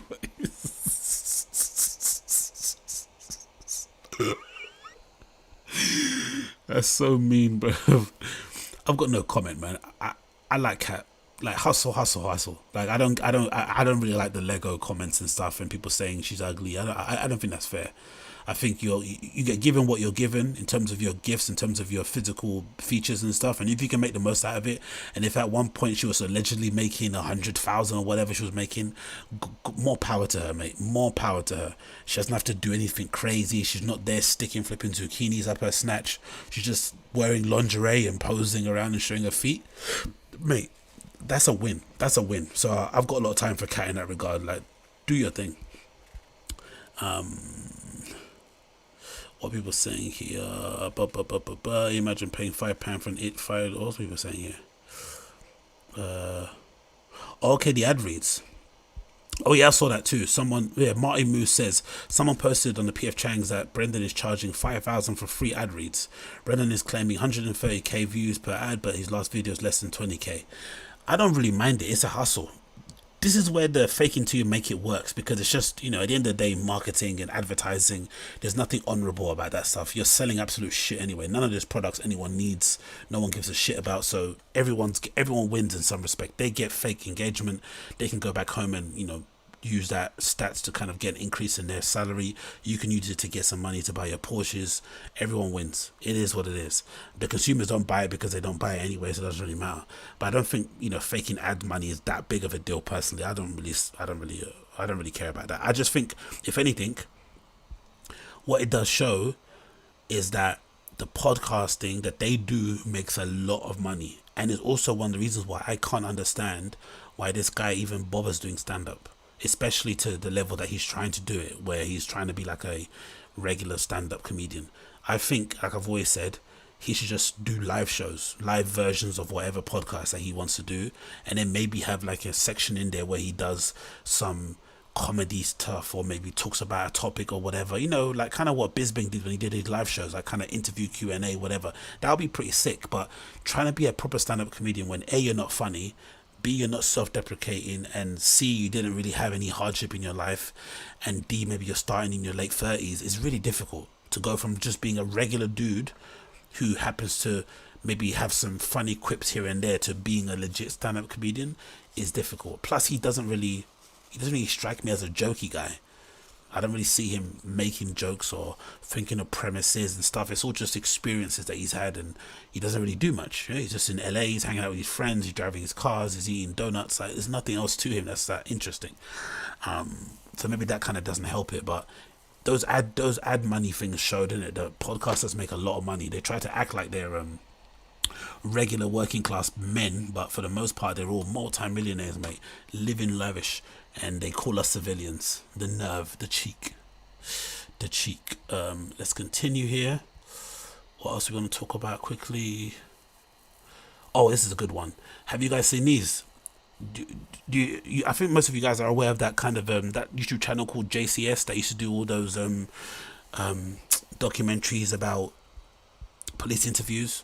featuring people that might have murdered somebody or whatnot, and it's all like psychological stuff, right? About how the police officers and whatnot, investigators, pose certain questions, how they sit in the interview room and whatnot. It's really illuminating. I think, if anything, if I'm not mistaken, that channel, either the videos have got taken down because I think the channel got demonetized or whatever, or they've stopped doing. I'm not sure what happened, but there was a period of time where I watched all of them in like a week, spanged them through. They're really, really amazing. Now somebody has started to do that style of video, those JCS videos, with Brendan Schaub, and there's like 7 parts. I'm gonna just play one. This one's called Brendan Schaub Edition, featuring Ariel Helwani, and it's pretty funny. So let's play this and continue.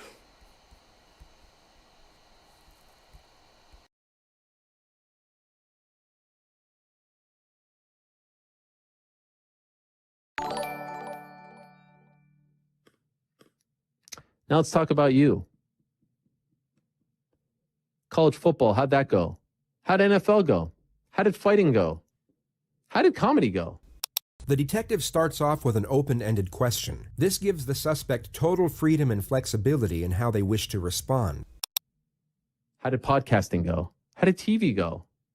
Was your claim to fame being told by your friend that it was time to move on and it was a great moment, and then you steal our ideas and our contents? You do it to Luke, you do it to Brian, you do it to me, you do it to everyone. You steal our ideas and you sit there and you pass them off as your own, and you even botch it when you do it. You botch it when you do it every single time.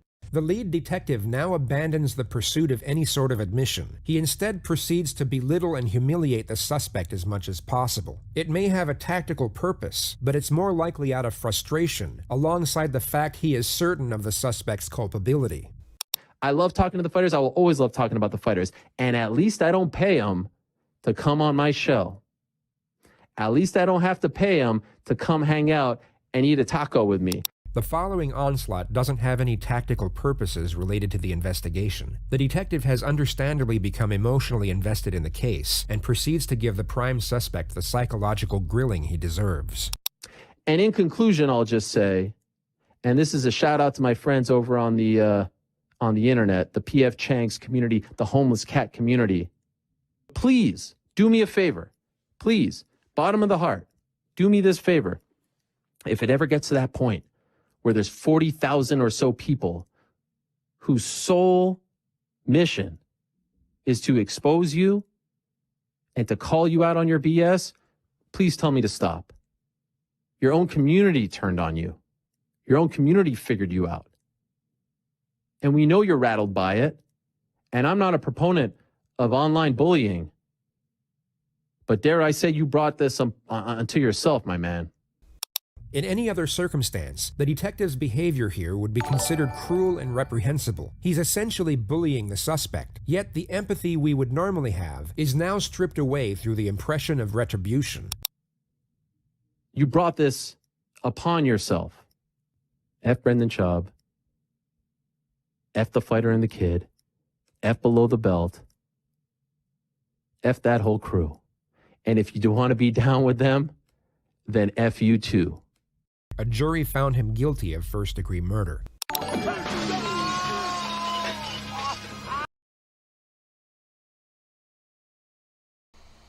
So fucking good.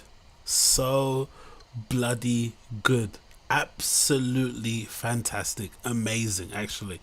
Thinking back to those days, man, when this first dropped, that was hot on the streets, innit? Hot in the streets. Ariel revealing, you know what the most revealing part of this was? Number one, that Brendan has to pay his guests to get on the Food Truck Diaries. That is insane. If you think about it, he's a former UFC heavyweight, so he's very well known. He was also on that show. What was that show they did? The reality TV show where they were fighting each other. I forgot what it was. Right. Before they got on the show with them, and he was on the same season with Kimbo. He was on that show, so he's, you would assume very well known in that regard. So you'd assume a lot of the fighters would know who he is, because they probably might have watched the show coming up themselves before they started to get a career, or before they wanted to have a career in the UFC. So you'd imagine just through pure friendship alone or kinship of being a former fighter, they would be like, you know what, I'm going to support my boy and go on his show. But nah, he has to pay them to come on, allegedly. That is mad, man. And then the other thing about it, supposedly, that he said, what did he say?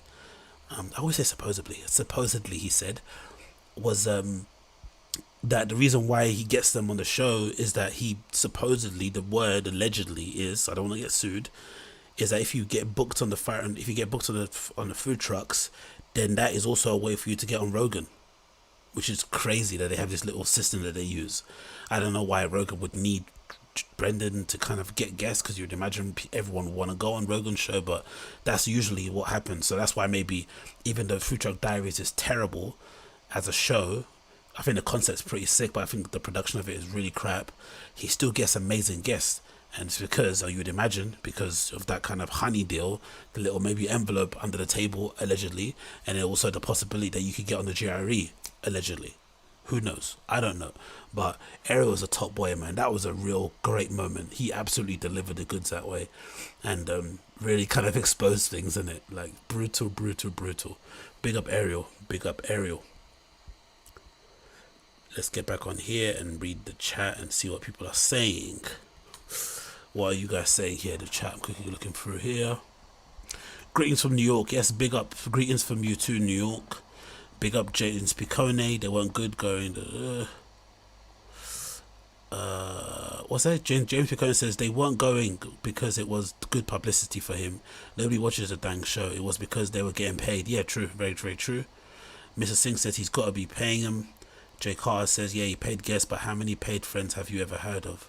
Very true. Proven 187 says, when you asked the guest of his food truck show, did you find Hitler? Answer, well, Hitler's dead. Never gets old to me, yeah. Thank him for your service, right? Or thank you for your freedom. Just so says, I always wondered how he got literally everyone. Yeah, supposedly that was a rumor. Martin Moose says he was exposed as blackmailing Showtime food truck money to appear on his personal podcast. Not really too sure on that one. Ghosty says someone's got to pay these dues because UFC ain't. Very, very good point. What's the thing? Big Cat Truth says, I don't hate the guy. I wish he would actually change and be a better person. He fuck over my leg B. He's never going to change it. That's an issue, which is okay. You're allowed not to change. You're allowed to be who you want to be. But again, as a former fan of the show, I used to listen from the times of Evan the Beard and what's her name? Who was the girl that was the former cat? What was her name? Oh, dark haired girl. Fuck, I forgot her name. But do you remember, if you guys remember the chat, who the girl was that used to be cat before? But that show was incredible. I really liked that show, but you know, it is what it is. Christina O'Carroll, big up. Not seen you about, so thanks for joining in. Ultimate Fighter, yeah, that's the one. The Ultimate Fighter, that's a show. Mr. Singh says no. What else people are saying here? People putting goat emojis. What else people are saying here? Chandler's going to 60,000 deep since Ariel did this. Yeah, true. Yes, cool. Let's move on. Let's continue with this. Got only a couple more to go through, and then I'm gonna bounce. But let's see what else I can talk about here that people would find somewhat interesting. Let's go through them. I shouldn't do this to you, should I? Should I do this to you? Oops. Let me get this off. Let me get this off here. Go away. Should I do this to you? Should I do this to you? Should I play? I don't think I should though. I don't think so. I think I should just leave it. But there's a clip here. There's someone put together a little compilation of, oh no, compilation. It's actually a clip on YouTube that happens to show Brendan's comedy set. I don't know if I should play it, man, because it's really bad. It's like 39 minutes. I don't know if my soul can take listening to that shit. But no, let's not do that. Let's do the food truck thing first. I want to make some points regarding Food Truck Diaries because I think I might be in a minority with some of my opinions here regarding this show. But first things first. So let's get this on the screen. So when it comes to Food Truck Diaries, Brendan's show that he does where he interviews UFC fighters, or no, MMA fighters, you'll say overall, mixed martial artists, combat special, whatever that word is, fighters in general, boxing or MMA, whatever. He interviews them on his show Food Truck Diaries. the idea of the premise you'd imagine comes from an offshoot of like Hot Ones or something, right? Where you sit down with somebody and you have food, and hopefully you use the food as a sort of lowering of the guard mechanism to make the interview a lot more relaxed and laid back. And given that Brendan's a former UFC fighter himself, you would hope that his kind of knowledge and his experience base would kind of, or his knowledge and experience would make the interview a lot more interesting than just a fighter sitting down with a Brett Okamoto or something, right? It's less journalist and more so a peer, somebody that's also been in the octagon, like you have, gone through whatever he's gone through, drama with Dana, blah blah blah, kinship is shared. So I think on its premise, it's actually a good idea, and the element of the food trucks is also cool, because I think in LA, if I'm not mistaken, in LA, I've only been there once, and when I went, the food truck thing wasn't as big as it is now, but there's a whole entire industry around food trucks in LA, right? They go and they park up in a certain spot. I forgot where it is, somewhere. I remember seeing on a YouTube video where there's loads of trucks in this like car park area that people go and have, everyone's selling different types of foods and whatnot from all different parts of the world. Some people have taken their food trucks and built entire restaurants off the back of them and stuff. So it's a real big industry. It's definitely something that people utilize in the community, you'd imagine, right? From the guy on the corner, the Mexican dude's just selling tacos and shit, to the really professional outfits that have a full kitchen with a grill on the inside. So with that being said, you'd imagine there's an abundance of food trucks out there for them to go to. Abundance. There's too many in LA, probably too many to visit, given the guests he gets and stuff and the times that he's available to the interviews. But that's not the case. For every reason, some shows that he does, there's no food truck. Most notably the one with Francis Ngannou, where he bought some chicken burgers from his place and just put them in his trunk of his new Ferrari that he bought and used it as a prop. But then he pulled out cold sandwiches, but then got hot ones and then went and sat in the office. And then with the most recent episode of the Truck Diaries, with flipping Alexander Volkanovski, an actual champion of the UFC, somebody who defended their belt just the previous week or whatever it was, has been, is doing this interview last minute on the Sunday, and is subjected to eating something, I don't know what it is, outside of a old Camino that doesn't work, it doesn't look like, for the most part, and there's no food truck, which I don't get. So how can you do this show with no food truck? It doesn't make any sense. The whole point of this show is that you go to food trucks, you interview or talk to the people that sell the food.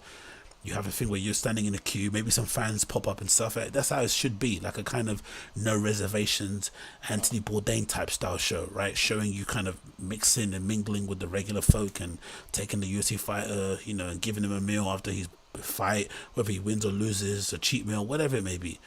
But this show is just a madness, and look at this intro. This intro is absolutely insane. Considering this is meant to be a food truck diary show, like he's just in some beat up car. Camino, don't get me wrong, but still, it doesn't make any sense. So let's play the video and we'll continue.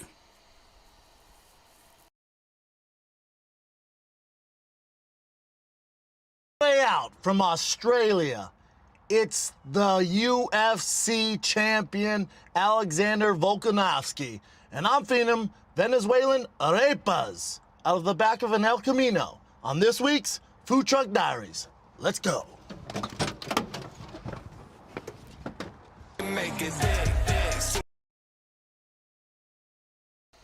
Like, what the fuck is that? What the hell is that? Someone tell me, what the hell is that? The car doesn't move, doesn't look like it works, and the guy isn't cooking him in the back of a Camino. What has he got? Has he got like a hot stove on there or something? Like, what is that? Like, why would you do this to yourself? Like, I don't understand this. I really don't. I don't get it. Why do a food truck if you can't go to a food truck? And also, for whatever reason, it looks like he tries to book them and get them to pull up to his studio or wherever it is, the car park, and just be there. But I guess if you're a food truck, to put petrol or to put fuel to go to a random, industrial park somewhere where the offices are, just to go and sell or 2 meals to 2 people isn't worth your time.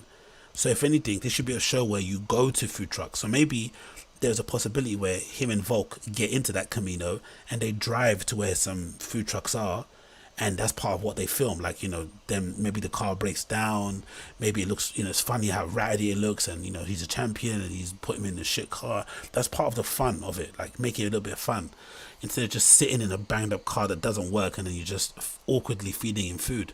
It doesn't make any sense. We're going to continue on here and go, and I'm going to show you a bit that I thought was funny. I think it was this bit where he's standing outside where the guy's meant to be fed and feeding him. Let's go here. I think it's here, yeah. Let's look at here. Let's play this here. Let's think it's here. Yeah. Let's do this here from this bit.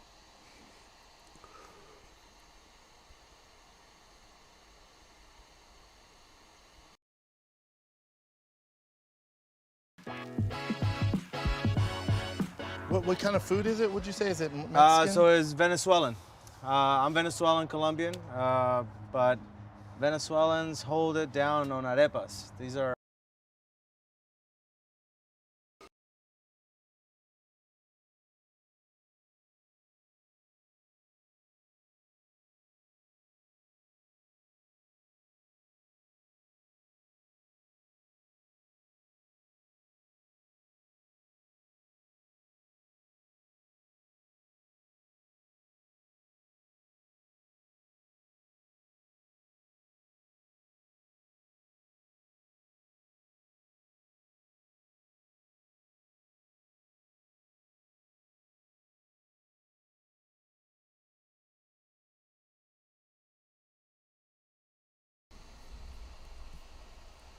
arepas. So basically I take a blue corn masa and I just like round it out. Masa is that like a bread? Yeah, it's like a tortilla. So the masa is going to be, think of like a thicker corn tortilla. Okay. And then I split it down the middle, stuff it with cheese, sauce, carnitas, chicken tinga, chicken salad, or just cheese, and it's like a quesadilla. Oh, I bet that's And then I have something special because I hear we're on a carnivore diet. Oh, right now. I was going to cheat for that.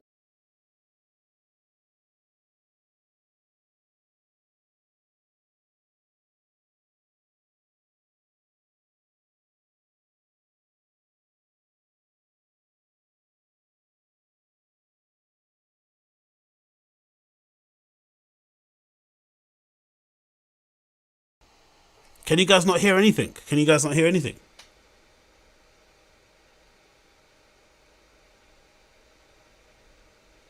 No sound. How about now? Hold on, let me mute myself again.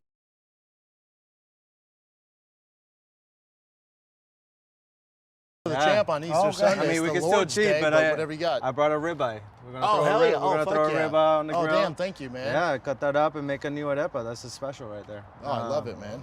But yeah, let me show you guys. Yeah, let's do it. Yeah, They look good. Yeah, so I mean, in tradition, the chicken salad is probably the most traditional one in Venezuela. It's called Reina Pepiada.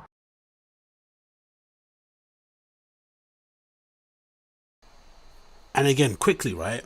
I'm no production specialist. I'm no cinematographer. I'm no EP, DP, whatever the thing is called that you're meant to be the person who sorts out what, you know, what something looks like in terms of a show and stuff. But just this screen grab alone, just what you see on the screen. If you're doing a Food Truck Diaries, isn't this a horrible frame? Isn't that a terrible frame? You're in basically a parking lot of a, like I said, like an office area, residential, no, what are they called? Like a business park. That's what you're in basically, with all these different places and whatnot. So you've basically, you know, effectively you've kind of doxed yourself, given away your location. And then also you're just on the side of a street somewhere, or next to a street. Loads of passers-by, next to different offices, people walking around, trees, all this random shit. Like, what is this? No backdrop, no nothing. No, like, attention to detail, zero. And again, I honestly do think there's a real good show here. Food Truck Diaries with fighters and maybe former fighters and people in and around the mixed martial arts, boxing, UFC area and stuff. That this could be a good thing, especially off the back of a fight. You want to have a cheat meal, you want to relax and stuff, I don't know, shoot the shit. Cool. But what is this? What is all this nonsense? Like, why couldn't there be a better backdrop? Couldn't you angle this somewhere else? Couldn't it be pointed over there somewhere? Maybe, I don't know. I just don't get it. I really, really don't get it. Such a bizarre way to do a show. But let me mute myself again and I'll play the video. It's basically a avocado-based chicken salad. Coriander, lime, avocado, and celery. Very simple. I use mozzarella cheese on all of them just because it has a better texture. It melts nicely, the saltiness of it. And then the salsa that I make is a guasacaca, which is a Venezuelan avocado-based salsa, but with my own take on it. Pepperoncinis, fresnos, jalapeno, lots of cilantro, avocado. It's more acid forward than heat. And then the carnitas, I do like a nice 16, 18 hours, depending on how big it is. Brace it, then I'll recook it with a secret sauce as well. And then once before I plate it, I put it on the griddle just to have like a nice crispy outer layer. That's cool. The chicken tinga, it's gonna. How bored do you think they both are on a scale of 1 to 10? Having to sit there, especially Brendan, because he wants to talk about himself all day long. How bored do you think he is having to stand there and listen to a man who he probably doesn't think much of as a human being? Clearly thought he was Mexican, even though he's not. Have to sit there and describe his business. How bored do you think they are in a scale of 1 to 10 standing there? And could this have been edited a little bit, just for, like, you know, hold your attention sake? God almighty, mate. God almighty. Let's continue. Gonna be like a Chipotle style, tomato base, a little bit of smoky. Yeah.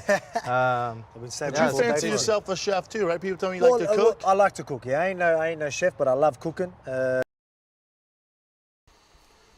love that, right? The chef is, you know, pouring his heart out, telling you about his, you know, about his food, which is basically him tapping into his culture, something dear to his heart, you know, getting on, you know, basically getting on a bit of a ramble, but still talking from the heart and being a pure human being. And he just cuts him off and diverts it straight to Volk. You're just standing there thinking, okay, cool, I'll just wait, man. I'll just wait. No worries. I'll just wait for you guys to finish talking, and then I'll get back to talking about my chicken dingas. I don't get this show, man. Like I said, there's no food truck, man. The whole point of this thing being fun is that you can go and order. The person's like, oh yeah, can I get that? Sorry. And then the person's in the little thing with a little window, and like, oh yeah, we've only got this, darling. Sorry, we don't have that. We don't have this. And then you see there's a shot of them, you know, on the little fryer thing, making your thing, cutting it all up and whatnot. And then you're sitting down, you're having a chat on the side of a sidewalk somewhere on these little plastic chairs. That was what a food truck show should look like. Not this. The guy's standing next to some gravel. Like, what is that? Is that gravel? What is that? Like, what are we doing here? What are we doing here? Like, what is this?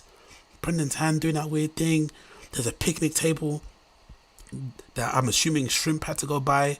Shrimp probably had to go and pick this up and strap it to his back as he's riding his BMX over on the set, with Brendan blowing up his phone, telling him, you better get here, you little shit. Right? What they call him now? They're calling him Meatball. They're probably on here. Look at this shit. What is this nonsense? What is this? Volk is there, bored out of his mind, thinking to himself, I just won a flipping belt, mate. On last minute notice against a flipping absolute beast in the Korean Zombie, and I'm here, stood here, still black-eyed and stuff, bloodied, probably bruised everywhere, thinking about, I should be at home with my kids, mate. What the fuck am I doing here? What am I doing here? What an absolute horror, man. What an absolute horror. Okay, I won't bore you more. Let's just watch a little bit more and then we'll move on.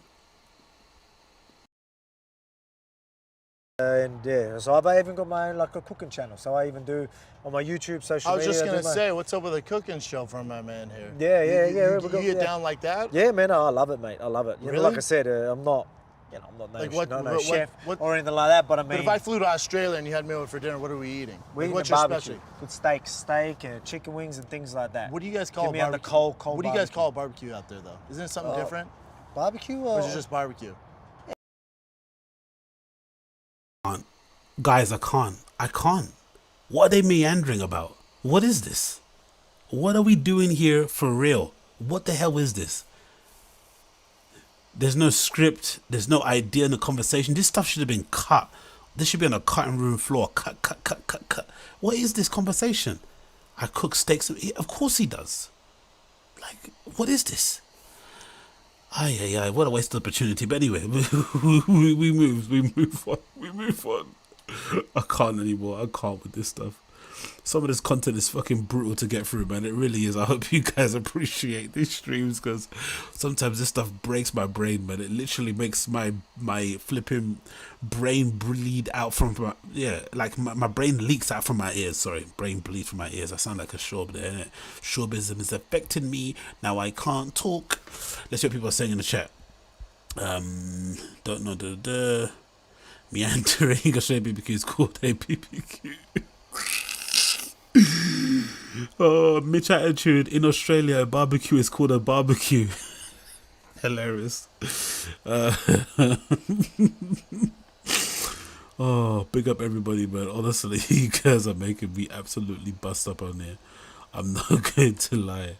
A barbecue is called a barbecue. Who would have guessed it, eh? Who would have guessed it? A barbecue is a barbecue. Crazy. Can I get a truck walk? Of course you can.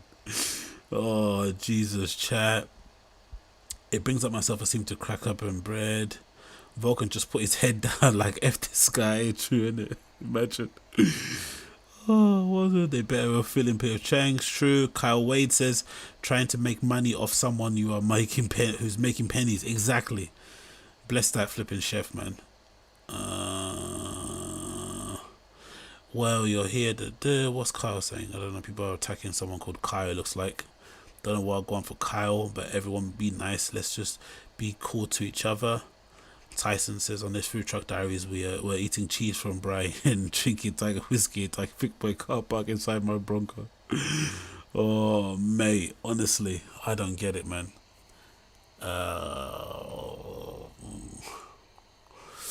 Let's go. Is that it? I think that might be it. Should we?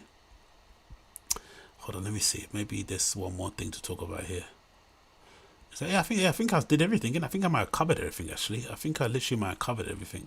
Let's just end it maybe with a couple minutes of this set thing, and then we can leave it. So this supposedly someone, supposedly. Why do I keep saying it like that? It's supposedly. Cool.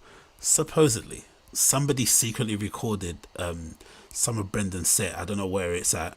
But the title of the video is Beast of a Comic, Arcs J, Brendan Schaub's terrible comedy set in all caps. It's 39 minutes long. I'm not going to play the entire thing, but this might be a good way to kind of end it and kind of get some people to really press X on this stream and to shut their computers down and go to bed, because this is going to be really brutal to listen to. So I warn you, mate. I warn you. If you're not a fan of this man's comedy, this is going to be really hard to listen to, but this might be a good way to end the show. So this is a sampling of what you might expect from the Gringo Pappy that's meant to be coming out next week. So let's go.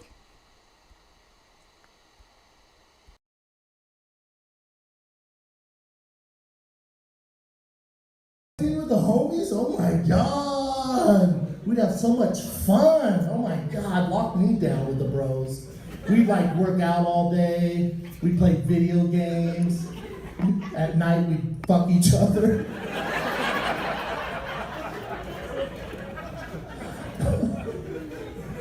They wouldn't give me shit about my shoe addiction. I'd walk in from a long day of work, from working TV and podcasts all goddamn day. I'd walk in, my little fucking twink Zach would answer the door, be like, "What's up, daddy?" "Oh my god, you look fucking exhausted." I'm like, "Holy shit, are those the new Strange Love dunks? Those are impossible to get." I'm like, "Thank you for noticing, dude. Yeah, they are. I'm so tired." Like, dude, you fucking deserve them.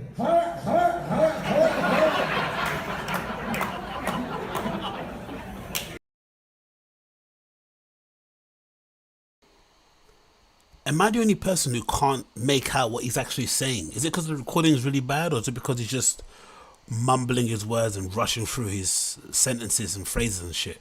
It all sounds like one gobbledygook. Like he's not. Can you make out what he's actually saying? Or am I redacted? Please let me know in the chat. Am I redacted, or can you actually make out what this guy's actually saying in real time? What people saying here? Where's the jokes exactly? Yeah. Oh yeah, Mr. Singh, peace, man. Thanks for hanging out.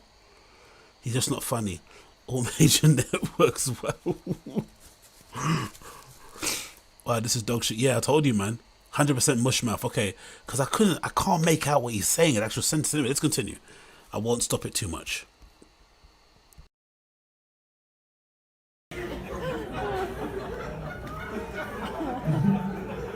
Shit would be lit, Houston. It'd be so much fun, man. One can dream. One can dream. I blame Netflix for my recent attraction to men. Yeah, I blame Netflix. I'm thinking about suing. Yeah, because if you think about it, in this whole pandemic, there hasn't been much to do but Netflix and chill. And they've dropped some pretty questionable documentaries this past year. Yeah. Start with Tiger King. We've all seen Tiger King. What's your boy's takeaway from Tiger King? I can't be around tigers in that. It looks fantastic.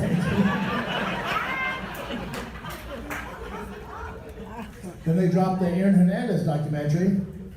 Sad story, but well fucking done. Well done. Spoiler alert, dies in the end. He's like, fuck, dude. I know, sorry, it's been out for a while though.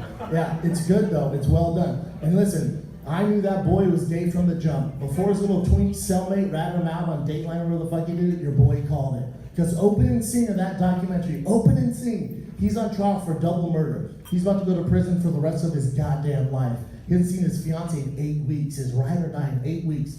Finally, they allow her to visit him in fucking jail, right? So she gets all dolled up, dressed, and makeup the whole fucking night. She's walking up, right? Looks like a little bow wow, whatever. Anyways, she's like,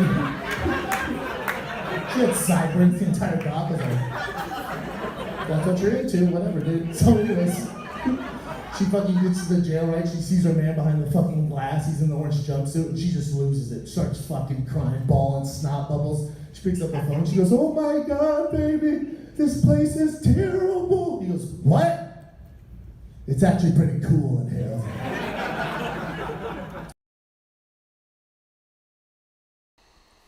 I'm sorry, guys. I can't do this, man. I just can't do this. We have to end the stream there. I can't do that. I can't listen to this. Oh my God. Oh my God. It's worse than I thought. I don't know. Look, man, more power to the guy. You know, we'll have to make our way in life in whatever way we can. But I cannot do this. There's like someone says, Biscat truth. I hope for his sake this is an old set. I hope this isn't what we're gonna see in the Gringo Pappy. I hope this isn't it. I hope this isn't it. Hopefully, supposedly he get in touch with what's his face, Andrew Schultz, and he helped him kind of tighten up some jokes and whatnot. Hopefully he did. Hopefully what Andrew Schultz did is an improvement on this, because if this is what we're gonna listen to or watch on the Gringo Pappy, those comments are gonna be brutal. And I don't know how much of a beating someone can survive when it comes to their creative output, when every time you put something out, people just dunk on it.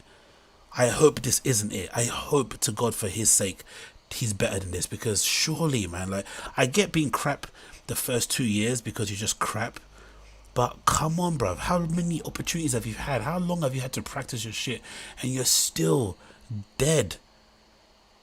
I can't do it. So you guys, if you want to watch it yourself, you can.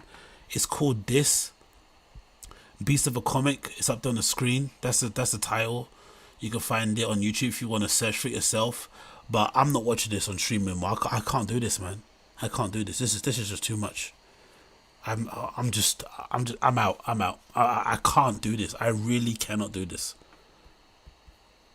It's legitimately hurting me that I'm sitting here watching myself. I can't do it. What are people saying here? Who's this person? Hi 8606 says, I noticed Brendan Schaub haters are poor. Why is that? Interesting. I noticed they're all poor. That's an interesting assessment to make of somebody on the stream. Just because we're all sat here in the wee hours of the night watching a random person in London ranting and raving about something through a shitty webcam wearing Amazon glasses. I don't know why you would assume I was poor. I wouldn't know why. But fair enough. What else is going on here? Josh Spencer says, James Spencer, Sparrow, says, it doesn't matter how many years you polish a shit, it's always going to stink up the place. Yeah, true, but you would imagine if you do stuff for 3, 4, 5, 6 years, you would get a bit better. You would be better than you were year one. But God, man, it feels like he's worse, maybe. Especially because he's playing in front of his own audiences, maybe so much. I don't know. I just can't do this, man. This is just too painful. I just can't do this anymore. Oh, anyway. What's this one? Unique got caught for welfare fraud. Excuse me? If that's true, that's hilarious. But yeah, big up Unique. Free him if he is in jail for it. Free him. He did nothing wrong. Christina O'Carroll says, I think the issue is he believes he's funny and just thinks haters are the reason his ratings for special are so low, but that's not the case. Exactly. And it doesn't take much, I don't think. I really don't think it takes much. I'm sure there's comedians out there who have one funny set or one funny hour or 30 minutes and they just keep recycling it because it works. Like they just perform that one set like the Rolling Stones performed their set of hit records. There's no shame in that. Don't get me wrong, it's a little bit lame and maybe it's not good for the consumer because you're going to see him 7 times, it's just the same. But at least you've got a killer set that you know is going to kill everywhere. With this guy, it's just all the same crap consistency in it, and he just plays in front of the same audience too. It's not even like he's trying new things. It's just like the set's not funny and you're not trying it in front of new crowds to sharpen it up and you're immune to criticism. It's just a recipe for disaster, man. I don't know what I want for him. Anyway, what can you do? I am going to end it there for you guys. Thanks again for tuning in. It's been a pleasure to have your company. Everyone, it's been a pleasure to have your company. From the likes of Kyle's to who's the other guy that was trolling? The Moore Grant, whatever his name was, to everybody else has been in here. It's been a pleasure to have you. Thanks again for tuning in. If you've enjoyed your stay here in the stream, then make sure you click all the bottom links in terms of liking, subscribing and all that good stuff. That'd be much appreciated. If you want to follow me on the social, you can also. All my social links are down in the description of the show. I'm going to put this on unlisted for a bit and I'm going to edit all the timestamps. So if you want to see that time-stamped up, it will be available hopefully tomorrow. If I have time in between work, I'll do all the timestamps on the video tomorrow. So if you want to rewatch this and just go in a certain section, they'll be there. Obviously I'll clip it up and stuff and upload the clips on my channel as I usually do. So that should be fun to see what other people say who maybe weren't around to see it and whatnot. But yeah, man, thanks again for everyone for tuning in. It's been a pleasure to have your company. We shared a bit of laughs, and hopefully if I'm around for the 28th, I'll try and stream the show. I'll try and stream the special when it drops. And if not, then I'll see you guys another time in it. But thanks for tuning in, man. It's been a pleasure. And take care, be safe. Make sure you look after yourself and all that good stuff. And I'll see you guys again soon. Peace.